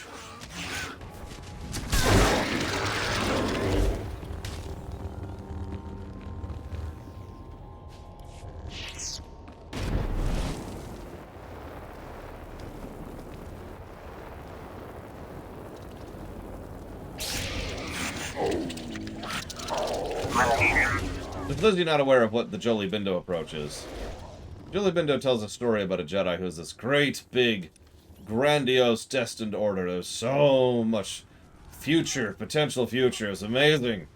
Holy crap, Chosen One. And so this jackass, who is the Chosen One, is like, I'm invincible and great, amazing.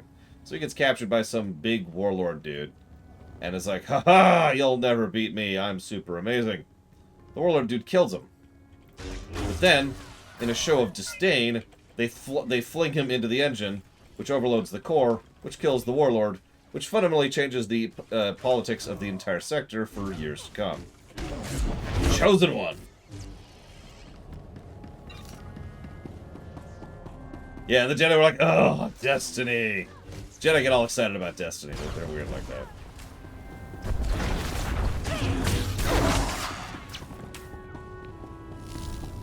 My point is, even ignoring the specific circumstances, the easiest way to make a Chosen One story interesting is to make it fulfilled in a manner that isn't expected.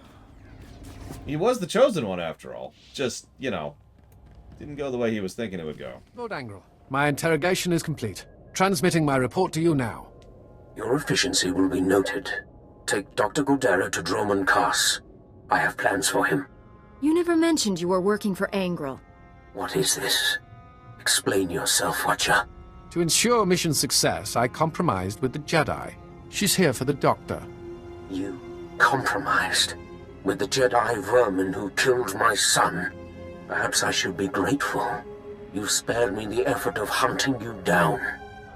You talk a big game from across the galaxy, Angrel. We'll be face to face soon enough. You will beg for mercy. Watcher, bring me this filth alive. I will kill her myself. Respectfully, my lord. I'm duty-bound to honor our bargain. Don't trifle with me. I want that Jedi. Very well, Lord Angrel. I apologize for reneging on our deal, but I have orders. You understand? I recommend you surrender. Despite your rank, you're still just a slave to the Sith.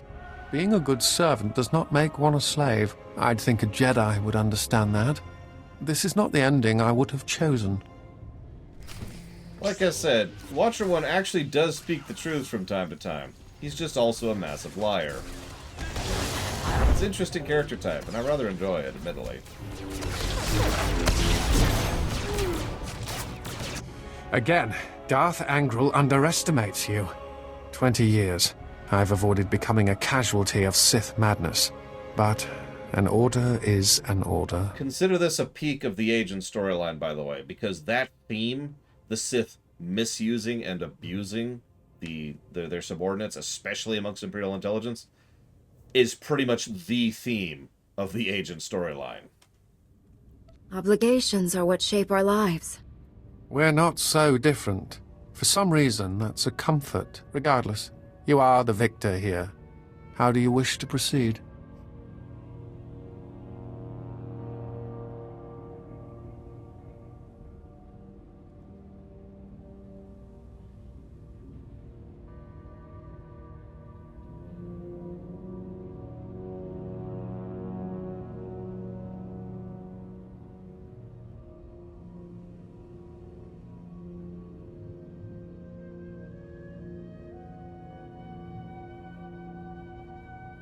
I'm actually torn on this.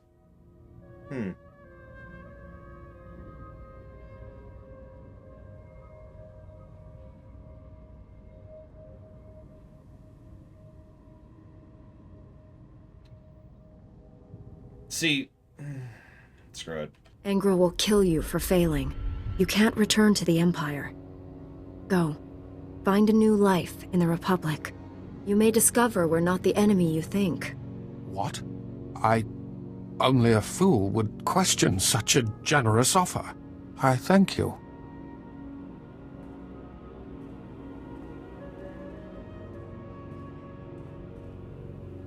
Perhaps our paths will cross again. Farewell, Jedi.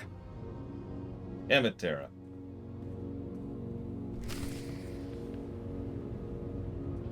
Part of the reason I was so torn there was I was curious what he would decide if we freed him. Having him imprisoned, yeah, he's going to commit suicide. There's lots and lots of ways, especially for an experienced agent, to kill themselves while in captivity. Killing him obviously kills him. So, we'll see. Dr. Gudera, are you all right? I'm a Jedi Knight sent by General Varsuthra to rescue you. Varsuthra? That old man never gives up, does he? The Imperials gave me a Class 4 truth serum. Don't remember the interrogation, but I fear they learned too much. I suppose you plan to take me back to Coruscant? I left for good reason, you know. I'd like to hear it. The Republic doomed itself when we signed that blasted treaty. The Sith Empire only sought a strategic pause in the fighting. Time to gather strength for a final crushing blow. The Senate ignored my projections. I refuse to serve such monumental ignorance. A government founded on freedom of choice is going to make mistakes, but it can also correct them. I hope the fools who were in power when I left have been voted out of office. If it hasn't started already, all-out war is imminent. I'm ready to face what's coming. Perhaps it is time I returned. Finish the war and wipe out the Empire for good.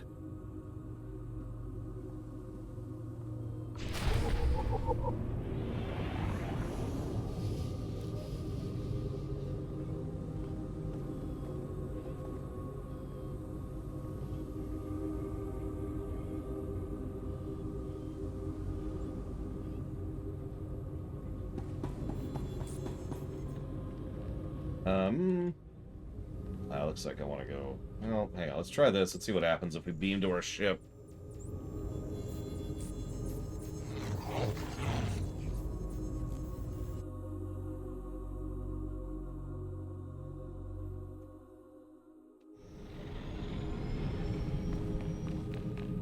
Yeah, okay. Not what I was expecting.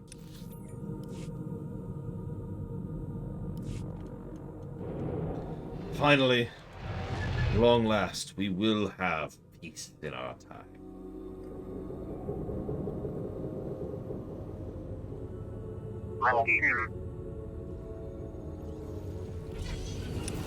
There we go.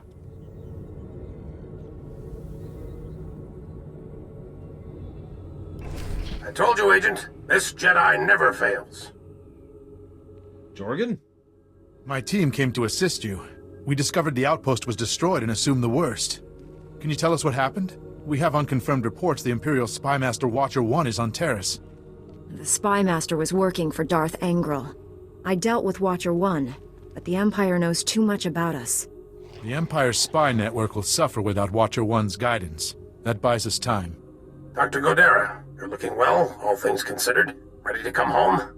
Depends. Are you ready to do what's right? I always was, and our time has finally come. Agent, bring Dr. Godera to Coruscant immediately. We'll be needing his skills. Contact me from your ship. Arsuthra out. Then this is goodbye. You saved my life. I owe you. I'd never have found you without your droid. The Imperials destroyed it, but I salvaged the memory core. Ah, Remo. One of my favorites. Thank you for salvaging his parts. Yes, I look forward to putting him back together. That droid's a hero.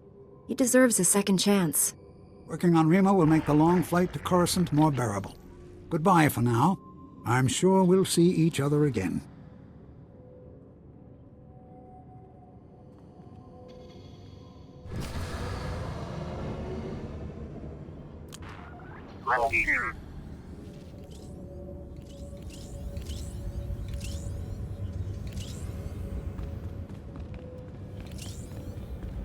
Do what's right.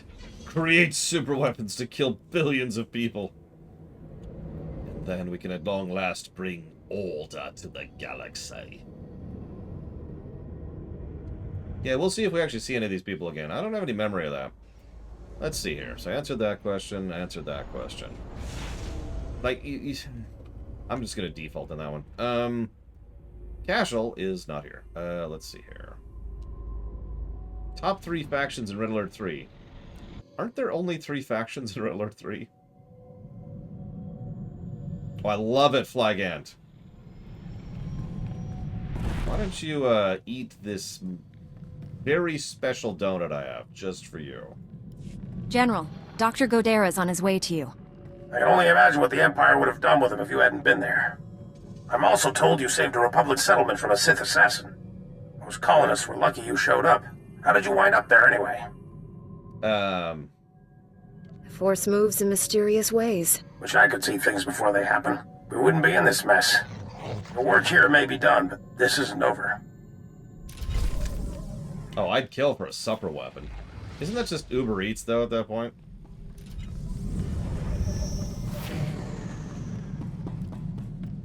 Yeah, but Bengal deserved to die. So that was Terrace. Hope you enjoyed that. That was honestly, and I know I've said this before, but that was probably as good as it gets. For all of JK. General, I've arrived on Nar Shaddaa. Still no word from Agent Galen? Negative. After Terrace and Ord Mantell, I fear the worst. I'll warn you now. The project there is... I should have ended it years ago. Conversations like this never end well. After the Empire's victory on Coruscant during the war, people were terrified. We looked weak, helpless. The Senate authorized research into science we had no business exploring, using technology to turn ordinary men into living weapons. The Power Guard program was creating the ultimate soldier. Power Guard. Tough enough to fight a Sith head-on. The best defense against a Sith is someone like me. Your order was nearly extinct. The Senate feared you might never recover. Nar Shaddaa has the latest advances in cybernetics, combat adrenals, personal armor, and weapons. Everything we need to create the Power Guards. There's also a distinct lack of government oversight. You're in Hutt territory, neutral space. Laws are practically non-existent. Just the way I like it. It's my first visit to Hutt Space. What do you know about them? Hutts break laws just breathing, but they let us do our business, no questions asked. I placed a single operative in charge of the Power Guard project. Gave him unlimited authority and enough credits to fund the program. The Great idea. Operates in absolute secrecy. I don't even know where it is. Darth Angral's henchmen on Coruscant said all our research facilities were compromised. Our operative's name and contact data were in the file stolen on Coruscant. Our operative has disappeared, and Agent Galen vanished trying to find him. I can only assume they're dead or captured.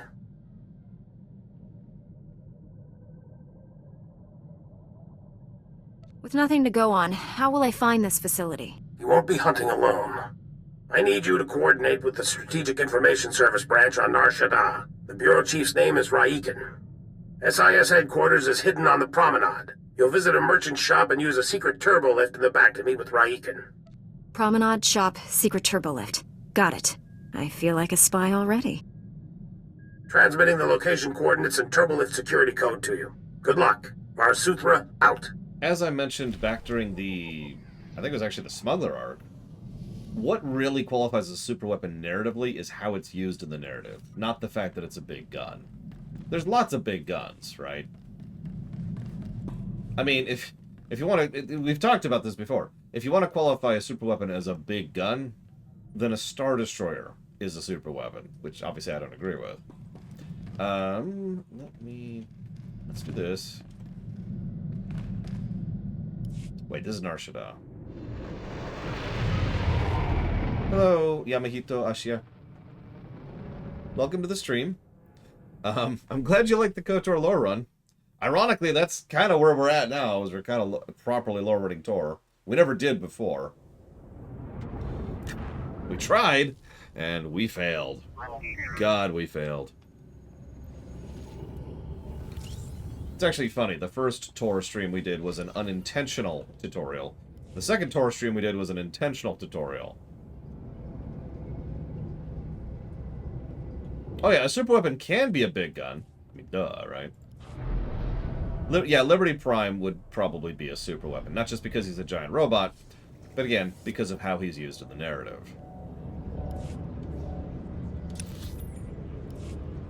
Where is my Nar Shaddaa music?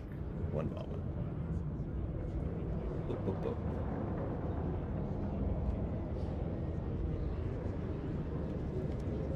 Nar Shaddaa, Nar Shaddaa.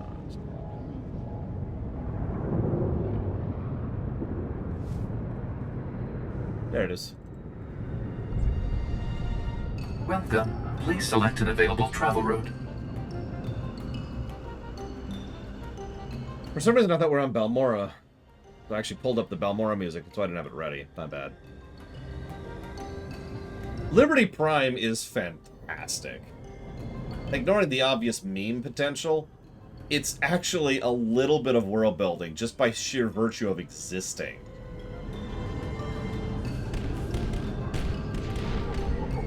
Because you know that the United States, pre-war, would absolutely build something like Liberty Prime, and it would just be a colossal mess that was a huge waste of time, effort, and resources, and wasn't even really that good at what it was trying to do. But they'd totally do it. See you around, Crazy Norse. Enjoy the dinner. We might, J. Palmer. I said this before. One of the reasons I was so relieved to finish off Aurelia was because it meant we finished off functionally about half the... What are you wearing? Got it. Functionally half of the content of the game, or at least the vanilla game. Planets take forever to get through, oftentimes more than a full 4-hour shift.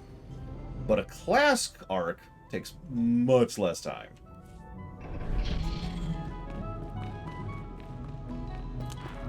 Death is a preferable alternative to communism.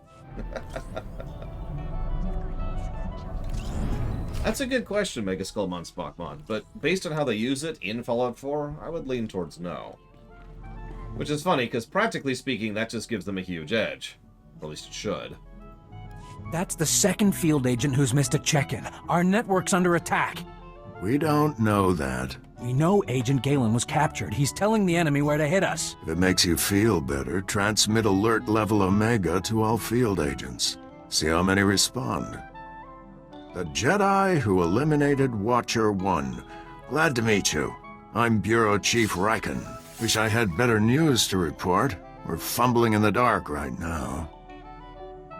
Sounds like your agents are in trouble. My subordinates jumping at shadows. Hazard of the business. Here's what little I know.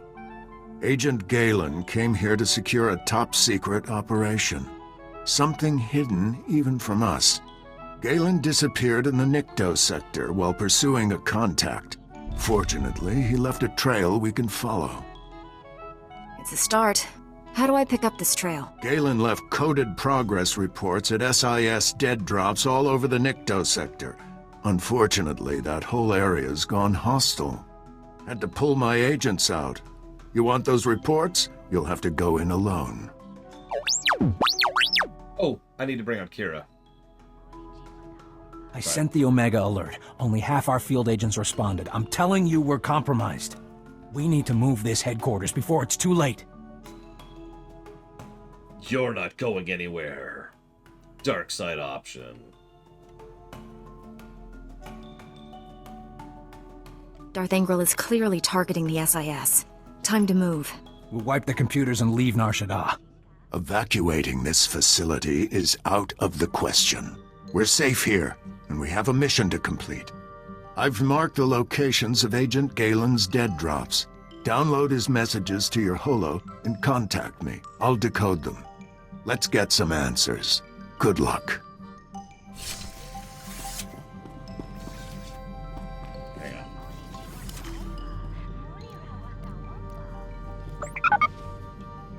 Let's go. There we go. You're fine.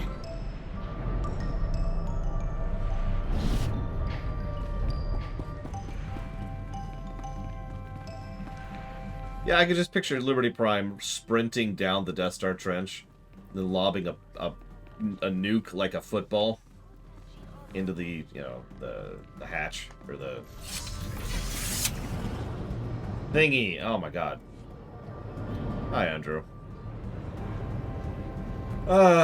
Questions while we're on the subject. So, hang on. So, top 3 factions, Red Alert 3, aesthetically and in gameplay, and why? Thermal exhaust port, thank you. Speaking of exhaust ports, I would probably start off with the Soviets, because the Soviets have always been my favorite faction across Red Alert. Not just for aesthetics, but because they usually have the most interesting storytelling, but also they tend to have the coolest looking stuff. That is still true. They tend to play as the heavy. I forget what it's actually called in RTS terms, but they're the faction that is probably the hardest to manipulate and utilize properly. But if you use them properly, they will absolutely destroy everything else. Like, the Kirov is a great example of that. It's a unit that is slow, vulnerable, and has low health, needs an escort. But if you manage to get a Kirov over an enemy base, that base is dead. In fact, I actually tend to not use Kirovs because, you know, they're so hard to properly utilize. But that's the Soviet faction in general. My second favorite would be the United States, or the Allies, or the West, or whatever they call them. They're kind of the in-betweenies, but they have some really cool tech options. Which puts the Japanese at the bottom, not because they're bad, they're still a good faction, it's just I'm not into the mecha aesthetic. And a lot of their units are... They're very situational, and most of them have the ability to change which situation they can be used for, because the transformation mechanic they tend to have. Nevertheless, they're still good, they're just my least favorite. Thank you, Eramas. There, good as new. Always appreciate those subs. Thank you. If you want to put that towards something, please let me know. They do have George Takei. That's awesome. See you around, Flagant. Probably Monday. Listen. Where do you think... No, so... Yeah, they also expand very quickly. Well, I do try, Eramas. You'll live. I fail, but I try. I like how bit by bit I've just been lowering graphics options to get rid of the stutter, and it's just... inch by inch. Inch by inch. Oh, that actually didn't get rid of the stutter. Look at that. Wow. Okay. So it's not the shadows. Huh. Let's turn the shadows back on.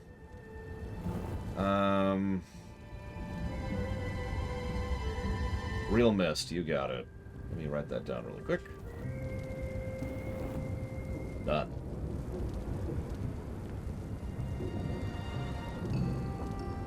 Turn on the shader, that might help. It might be a memory leak issue. This is a BioWare game. That is better, though, so we'll go with that. We'll live with it. We'll live with it. Let's see. Least favorite song from my favorite artist. Well, my favorite artist is Nobuo Uematsu. It's really easy to pick a least favorite song of mine from his, but there's actually only one answer to that. Just the one. Points if you can guess it before I manage to pull it up, because I don't actually have a copy of it. I'm still getting stutter. God damn this game.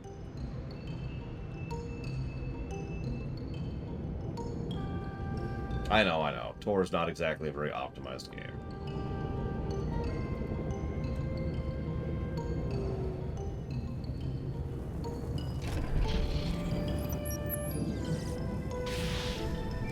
You'll live.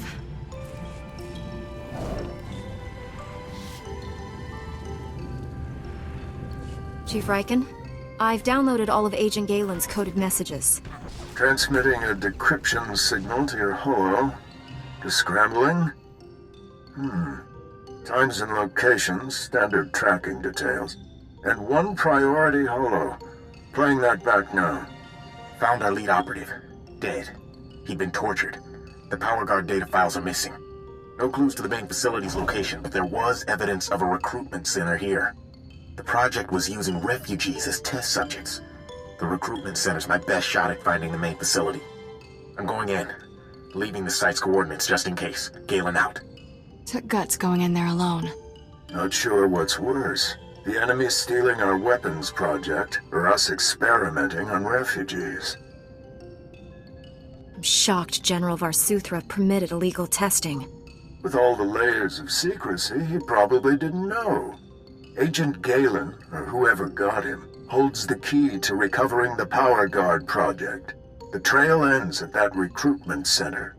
You need to get inside there, find out what's happened. Good luck. Riken out.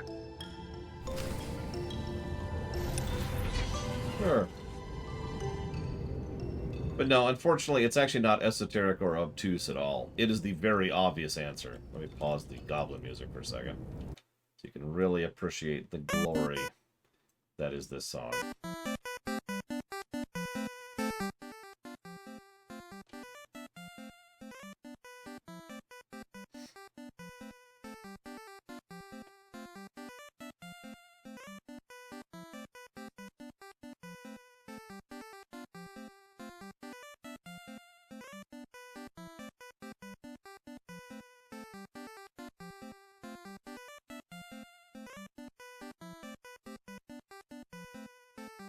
There are arguably other songs which he has written, which are worse.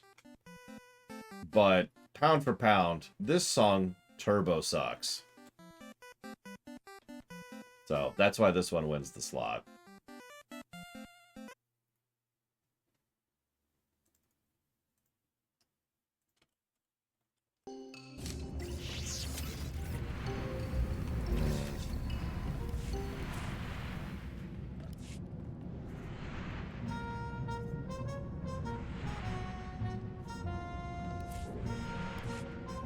Curious of something.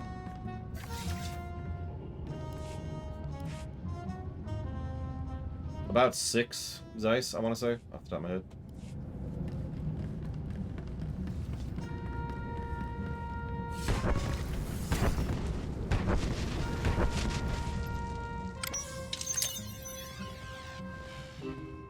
You'll be all right. I'm here to help. Chief Riken, the recruitment center was overrun with Imperials. No sign of Agent Galen, but I've just freed some refugees. Not refugees. Heroes. These people put their lives on the line for victory over the Empire. Name's Velnarok. Been recruiting volunteers for the Power Guard project since it started. Those people asked to become test subjects? The Empire stole their homeworlds. They jumped at the chance for payback. Over the years, hundreds of people volunteered for the Power Guard experiments. Heroes. All of them. How many power guards are there? What are they like? That's way above my security level. But I've heard they're amazing. Even stronger than a Jedi. Don't know how the Empire found us. But they control the whole project now. Tell me where the Power Guard experiments take place. Never seen the main lab, but it's someplace in the red light sector. Imperials are sending people there for testing. That's one of the busiest parts of Nar Shaddaa. We'll never find the lab. I've heard it's the only building with a dedicated energy reactor. Does that help? Absolutely. Contact me when you're in the red light sector. I'll have a plan. Riken out. I'll get these volunteers to safety. I hope you kill every last one of those Imperials. And for that, we get a lightsaber. Don't question it. Don't question it. Alright. But that was an Anomid, as mentioned earlier, making 12 months spot money. And yeah, Anomid are actually pretty high tier. Weirdly enough. Let's see. Cashel. Is Cashel here? Cashel says, they've made it a final Assassin's Creed game. Every main protagonist from every game is in it together somehow, magically. How well and poorly do they get along with each other?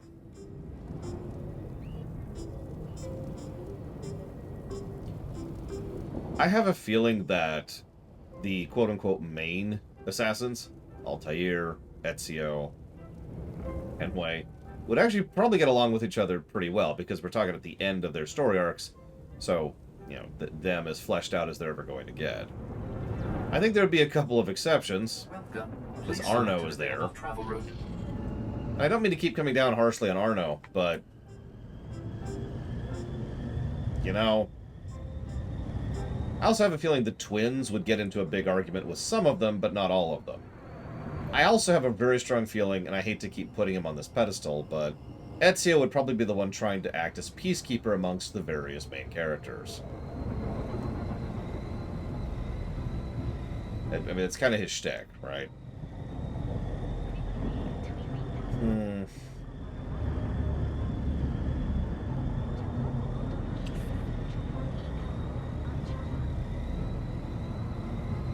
Yeah, I think I'm actually going to stop there, because that's about it. I also can't talk about certain things related to Cassandra, and I haven't played Valhalla. So Gum Gum asks, is Gum Gum there? Let's move forward a little bit. If I had to write a Star Wars super weapon, what would it be and where would I use it?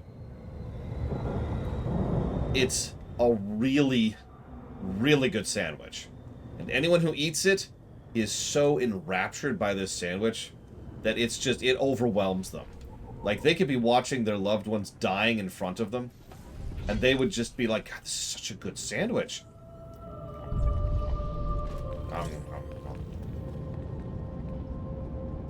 This is so good.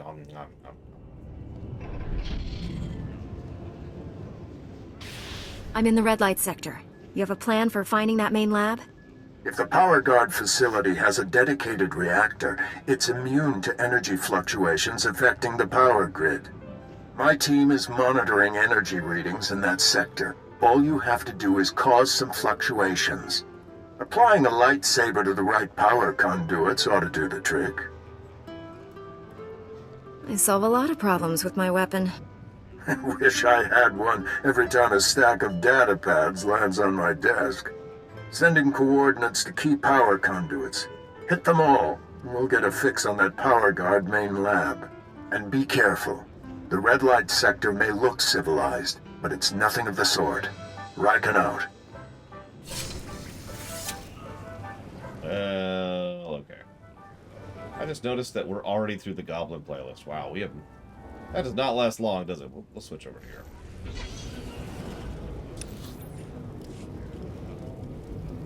Okay, so that was obviously the joke answer. Here's my real answer.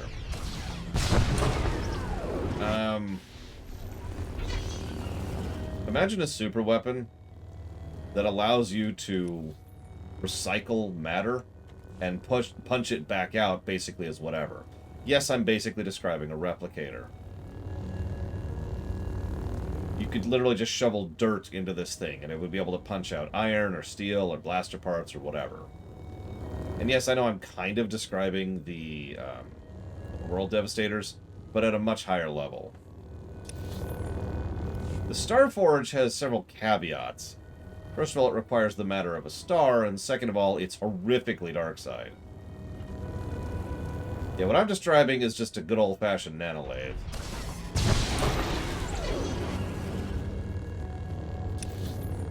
With replicator technology built in. Or excuse me, matter reclamation. Sorry. A replicator with matter reclamation built in. You see this giant pile of debris? That's a new speeder right there. Or several droids.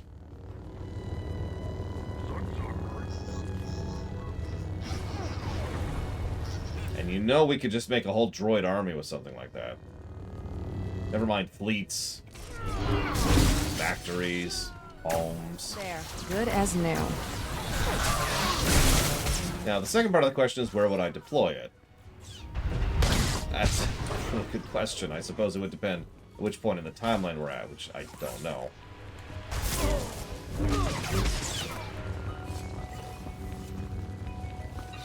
What, you don't like how I ride my speeder? Oh, it's not doing it now. Only one building in the sector maintained a steady energy supply when you disrupted those power conduits. That has to be the main lab. Sending coordinates now. Aside from Agent Galen and the test subjects, we have no idea what you'll face in there. How will you play this? I'll give the enemy an opportunity to surrender. If they don't take it, that's their problem. With luck, you'll catch the opposition off guard. You're in for a hell of a fight. Here goes nothing. Contact me when it's done. Riken out. The first thing we do is we grab every character who's ever irritated me in the entire series and throw them into the device.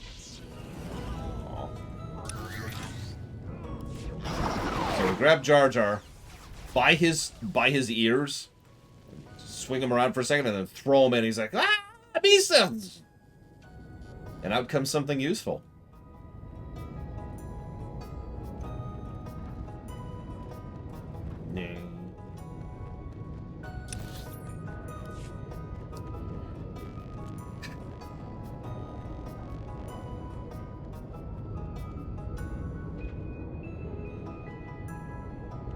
So Star Wars asks, how would you factor the expanded universe into the movies if you could remake them to add things like Ahsoka to them? A good question, which is basically asking me, how will I do the Star Wars rewrite? Because the Star Wars rewrite will be keeping in mind the extended universe, not the EU, of Star Wars. So we will know the future and the past before we write the present. Unlike A New Hope, which was written with none of those things in mind. So if you want specifics, well, that's going to take a while. And several meetings and several discussions to really decide. There. Good as new. And yes, I am a little hungry. Thank you for asking. Yeah, tossed Corso in. Ah! Tossed Jorgen in. Ah! You're fine. Nah, I wouldn't toss Jorgen in. I wouldn't do that to him. Now, Skadge, I'd be like, hey, Skadge.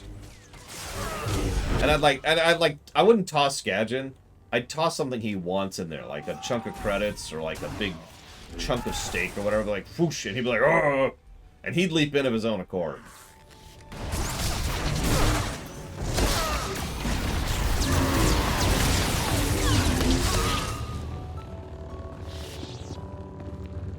Brunbark would go in, obviously.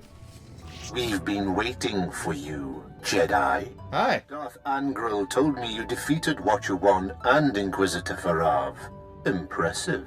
Explains why you're not here. Scared, huh? You soldiers, lay down your weapons. I promise you'll be treated fairly.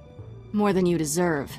You killed good men at that recruitment center. Loyal soldiers. The best. If they were any good at their jobs, they'd still be alive. For that, you die slowly. I promised Commander Grawl he could execute you personally, and I left him a few gifts to help. Mark I power guards, not as destructive as the later models I possess, but quick to assemble and quite malleable. It took nothing to wipe their useless minds and program them to serve me. If those people are already dead, at least I won't have to hold back. Not even SIGs. They're already dead. They're already dead.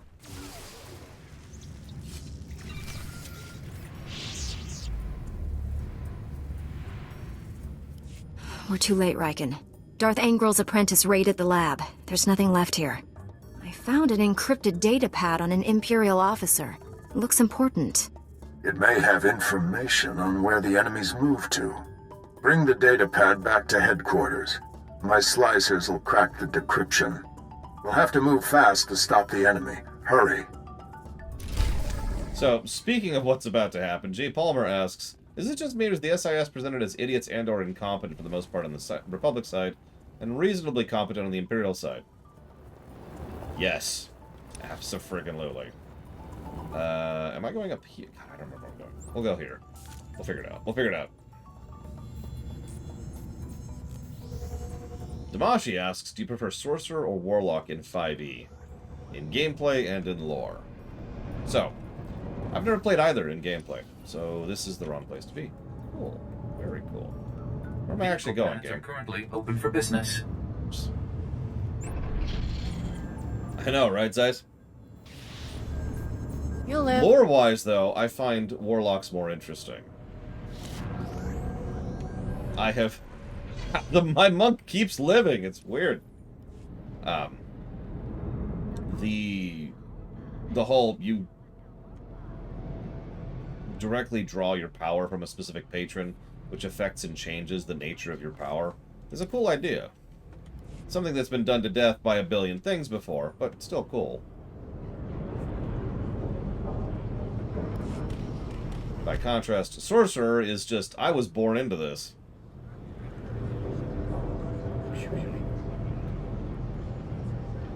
I could bring one character from Tor into the original trilogy era. Who would it be?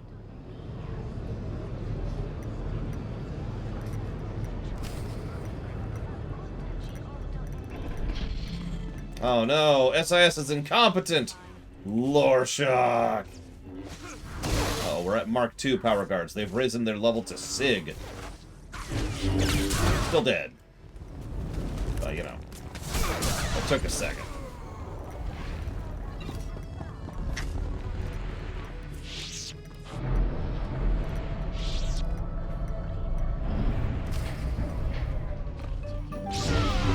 This is a perfect song for this, I think. Are we done? No, okay, hang on.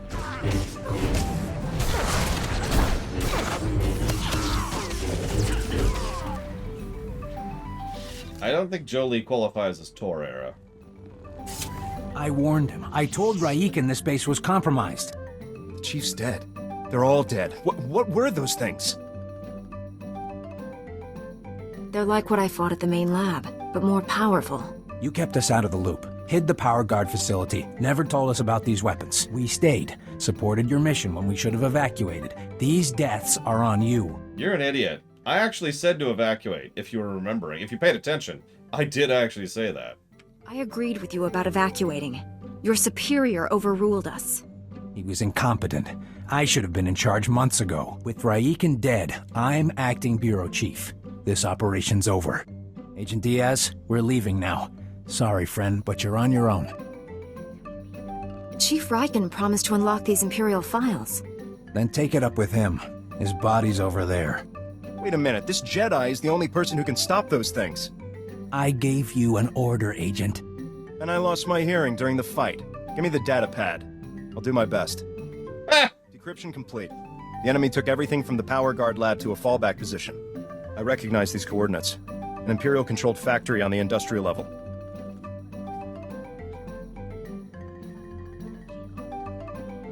I couldn't have done this without your help. Make those scum pay for what they did to us. Oh, I will. Have your information. The rest is up to you. I'm sorry for keeping you here. Find someplace to hide until this is over.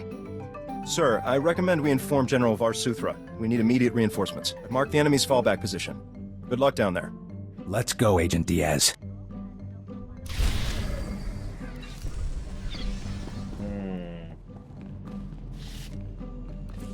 Yeah, I think you're right, Hazardous. Obviously, I'm trying not to comment too much about it, but let's just say my brain's going on that one and leave it at that. Anyways, I'm really torn. There's a lot of great Tor characters. We haven't met, like, most of them because we're on the Republic still, but really, there are quite a few fantastic Tor characters. You'll live. So it's not just about, you know, who I want to bring forward as a great character, but who would really make a good fit for the original trilogy, because at this point we're spoiled for choice, right? Vehicle pads are currently open for business. Kreia is not Tor, and I know what you're gonna say, and I stand by it.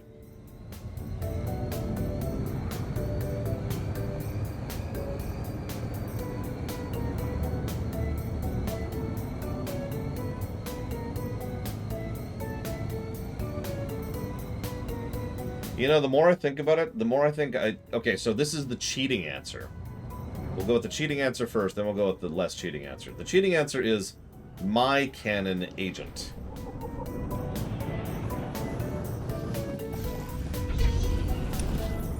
You know, the player character. Not only would that agent thrive in the original trilogy era, but would also be able to side and sway with pretty much whoever he wanted to. I'm not even sure which direction he would go in, to be completely honest with you. I'd have to think about that. Regardless, my second pick would actually be Darth Barris, believe it or not. Because Barris is awesome. Yeah, exactly. Like, the player characters are kind of cheating, right? Like, if we could really cheat and just say, yeah, let's just go ahead and have the Jedi Knight show up in the original trilogy. And because the Jedi Knight is so ludicrously overpowered, in a bad writing kind of a way, they would be a game changer for everything. Or we could say the Sith Warrior could go to the modern era, where they would be so ludicrously overpowered in a good writing way, that they would completely change everything. So I was trying to... Trying to dodge mentioning any player characters. You'll live.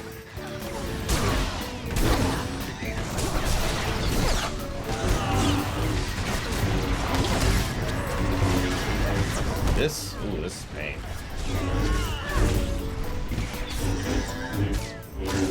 Man, I didn't Sarura. No spoilers, though. That's still kind of spoiler territory right now.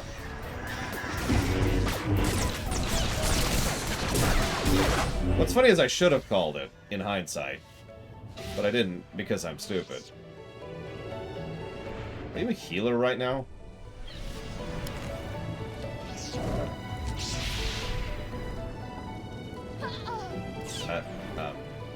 What? Okay.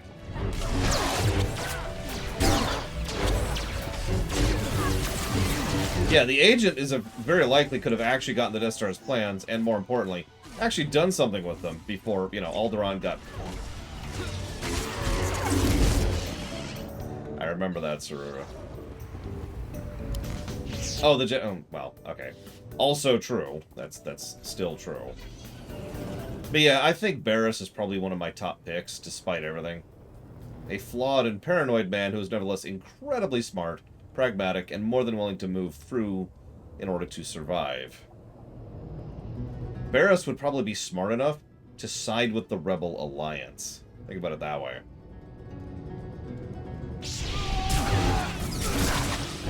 You'll live.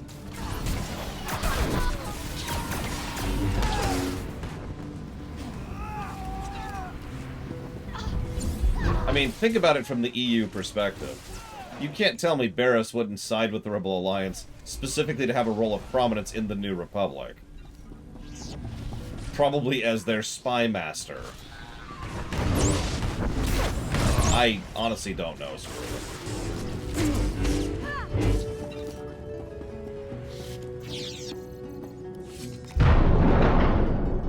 Alright, fine. Enough silly music. You'll make me hurt you. Hi, Galen. You already forced me to give up my fellow agents. Now they're all dead. Agent Galen? What happened to you? When I resist the pain, he always wins. I'll break his control over you. I promise. Too late. He's here. Nothing more irritating than a Jedi who won't die. Your constant interruptions must end. Your former ally will be your executioner. The new Agent Galen's power is matched only by his obedience. Face me yourself. Or are you scared you'll wind up like Tarnus? Tarnus was a child, like you, beneath me. Galen, destroy my enemy. No, I'd rather die. Control Factor 6 initiated. Neural override complete. Launching elimination protocol. Target? Jedi. I told you. He always wins. Honestly, this should be... He probably shouldn't have the ability to speak or think or anything, because based on the level of cybernetics that are involved here, he probably shouldn't have a functional brain at this point. So let's ignore that for the moment.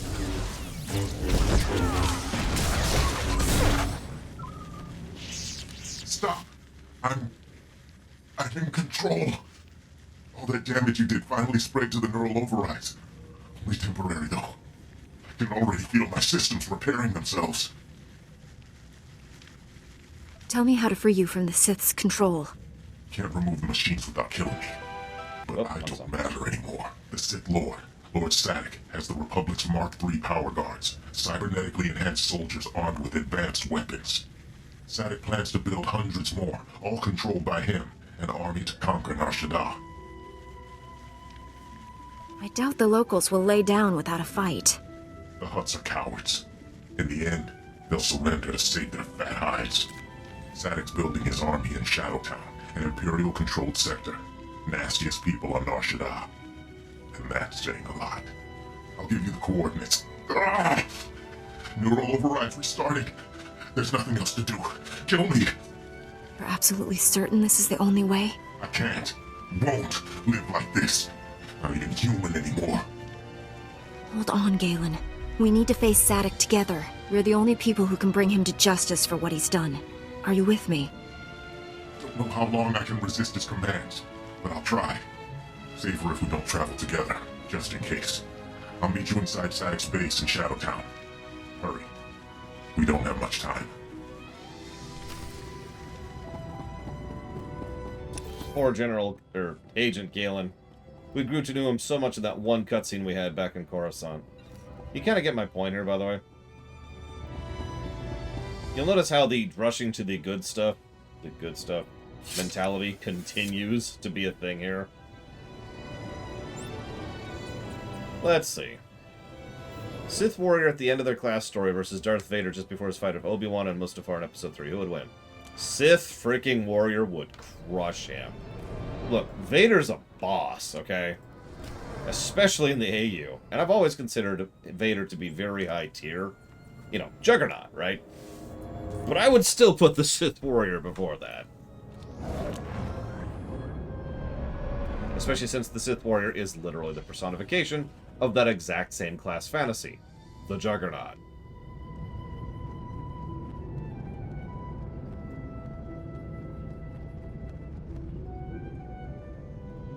Thank you, by the way.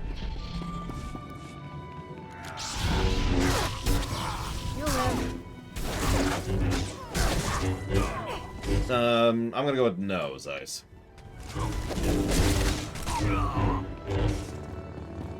Yeah, the Sith Warrior is just ridiculous.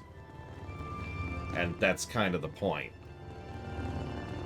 How you take that is what makes the Sith Warrior so interesting, narratively. You're strong to have made it this far, but not strong enough. Oh, hang on. I am more than Sith now. Much more. You did it to He's yourself? tall. I'll give him that. Remarkable technology. So versatile. I just calculated 17 different ways to end your life. Only a madman would sacrifice his own humanity for power. No price is too high to become war incarnate. A shame you'll never understand what true power feels like. Perhaps I'll add you to my army after all. Darth Angral would appreciate that. No, we'll kill you first. Agent Galen, still functional. Let me rectify that. Control Factor 10 initiated. Obey me, or I'll tear your mind apart. Keep him busy, Agent. I'll do the rest. Yeah, seriously, can I just do something other than stand here and watch? Thank you. I don't actually know what you're referring to, Latario, so I can't comment on it.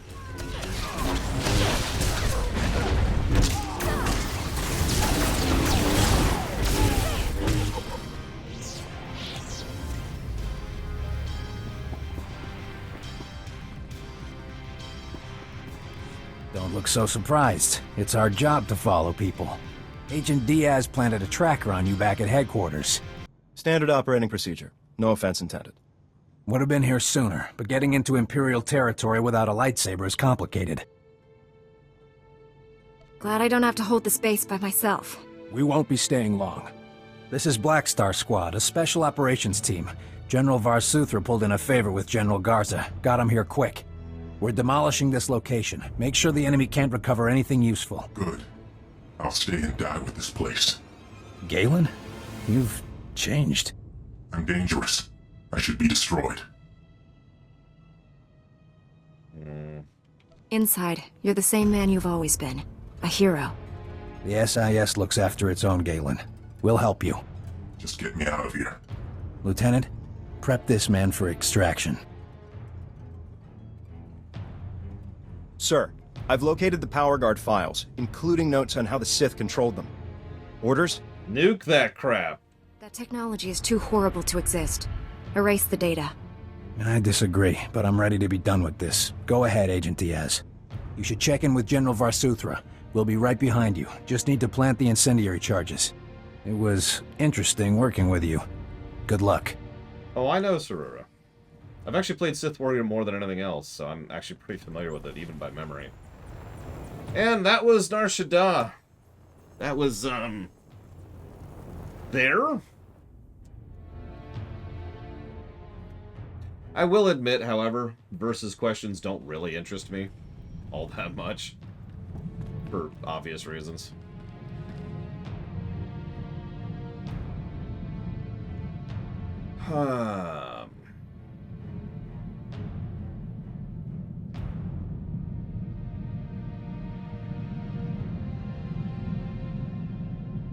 Because the knight is badly written, whereas the warrior is not Malachor. We actually talked about that earlier. In fact, I referenced that directly just a few minutes ago.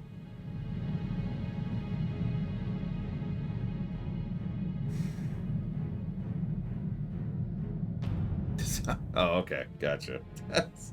So, I made a big speech earlier, because one of the most common questions I get whenever I bash something for being bad is, well, this other thing does the same thing, why isn't that bad? But the answer is really simple. Because the other thing is good, not bad. Every story does tropes and concepts and cliches and bad writing. Every single one of them has some element of negative to story. The catch and the difference is what else you do. Jedi Knight doesn't have a positive to outweigh the negative, whereas Sith Warrior has lots of positives to outweigh the negatives. Like Sarura was just mentioning a bit ago, Sith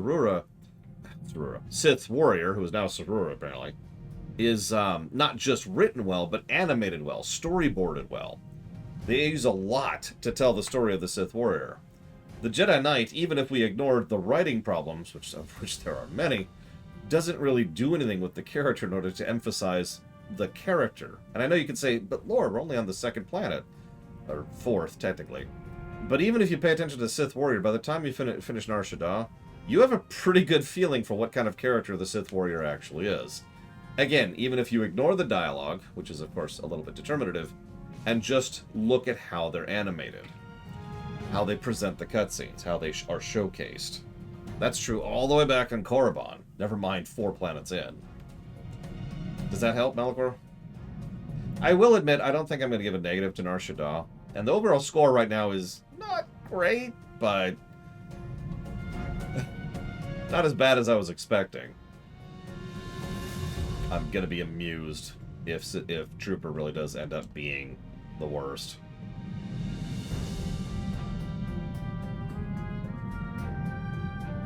Yeah, I think I'm going to call Nar Shaddaa a wash. So I'm definitely giving those 2 pluses. And yeah, this is everything I have codified right now. I don't actually have to get groceries today, so I think we're going to do a second shift today again. Not the first time we've done that. But let me double check something on my schedule super quick.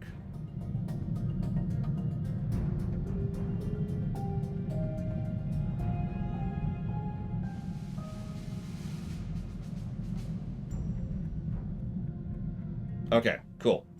So, I am going to go ahead and do a second shift then. I just got a message from Lord Reloaded. So, I'll be back after lunch.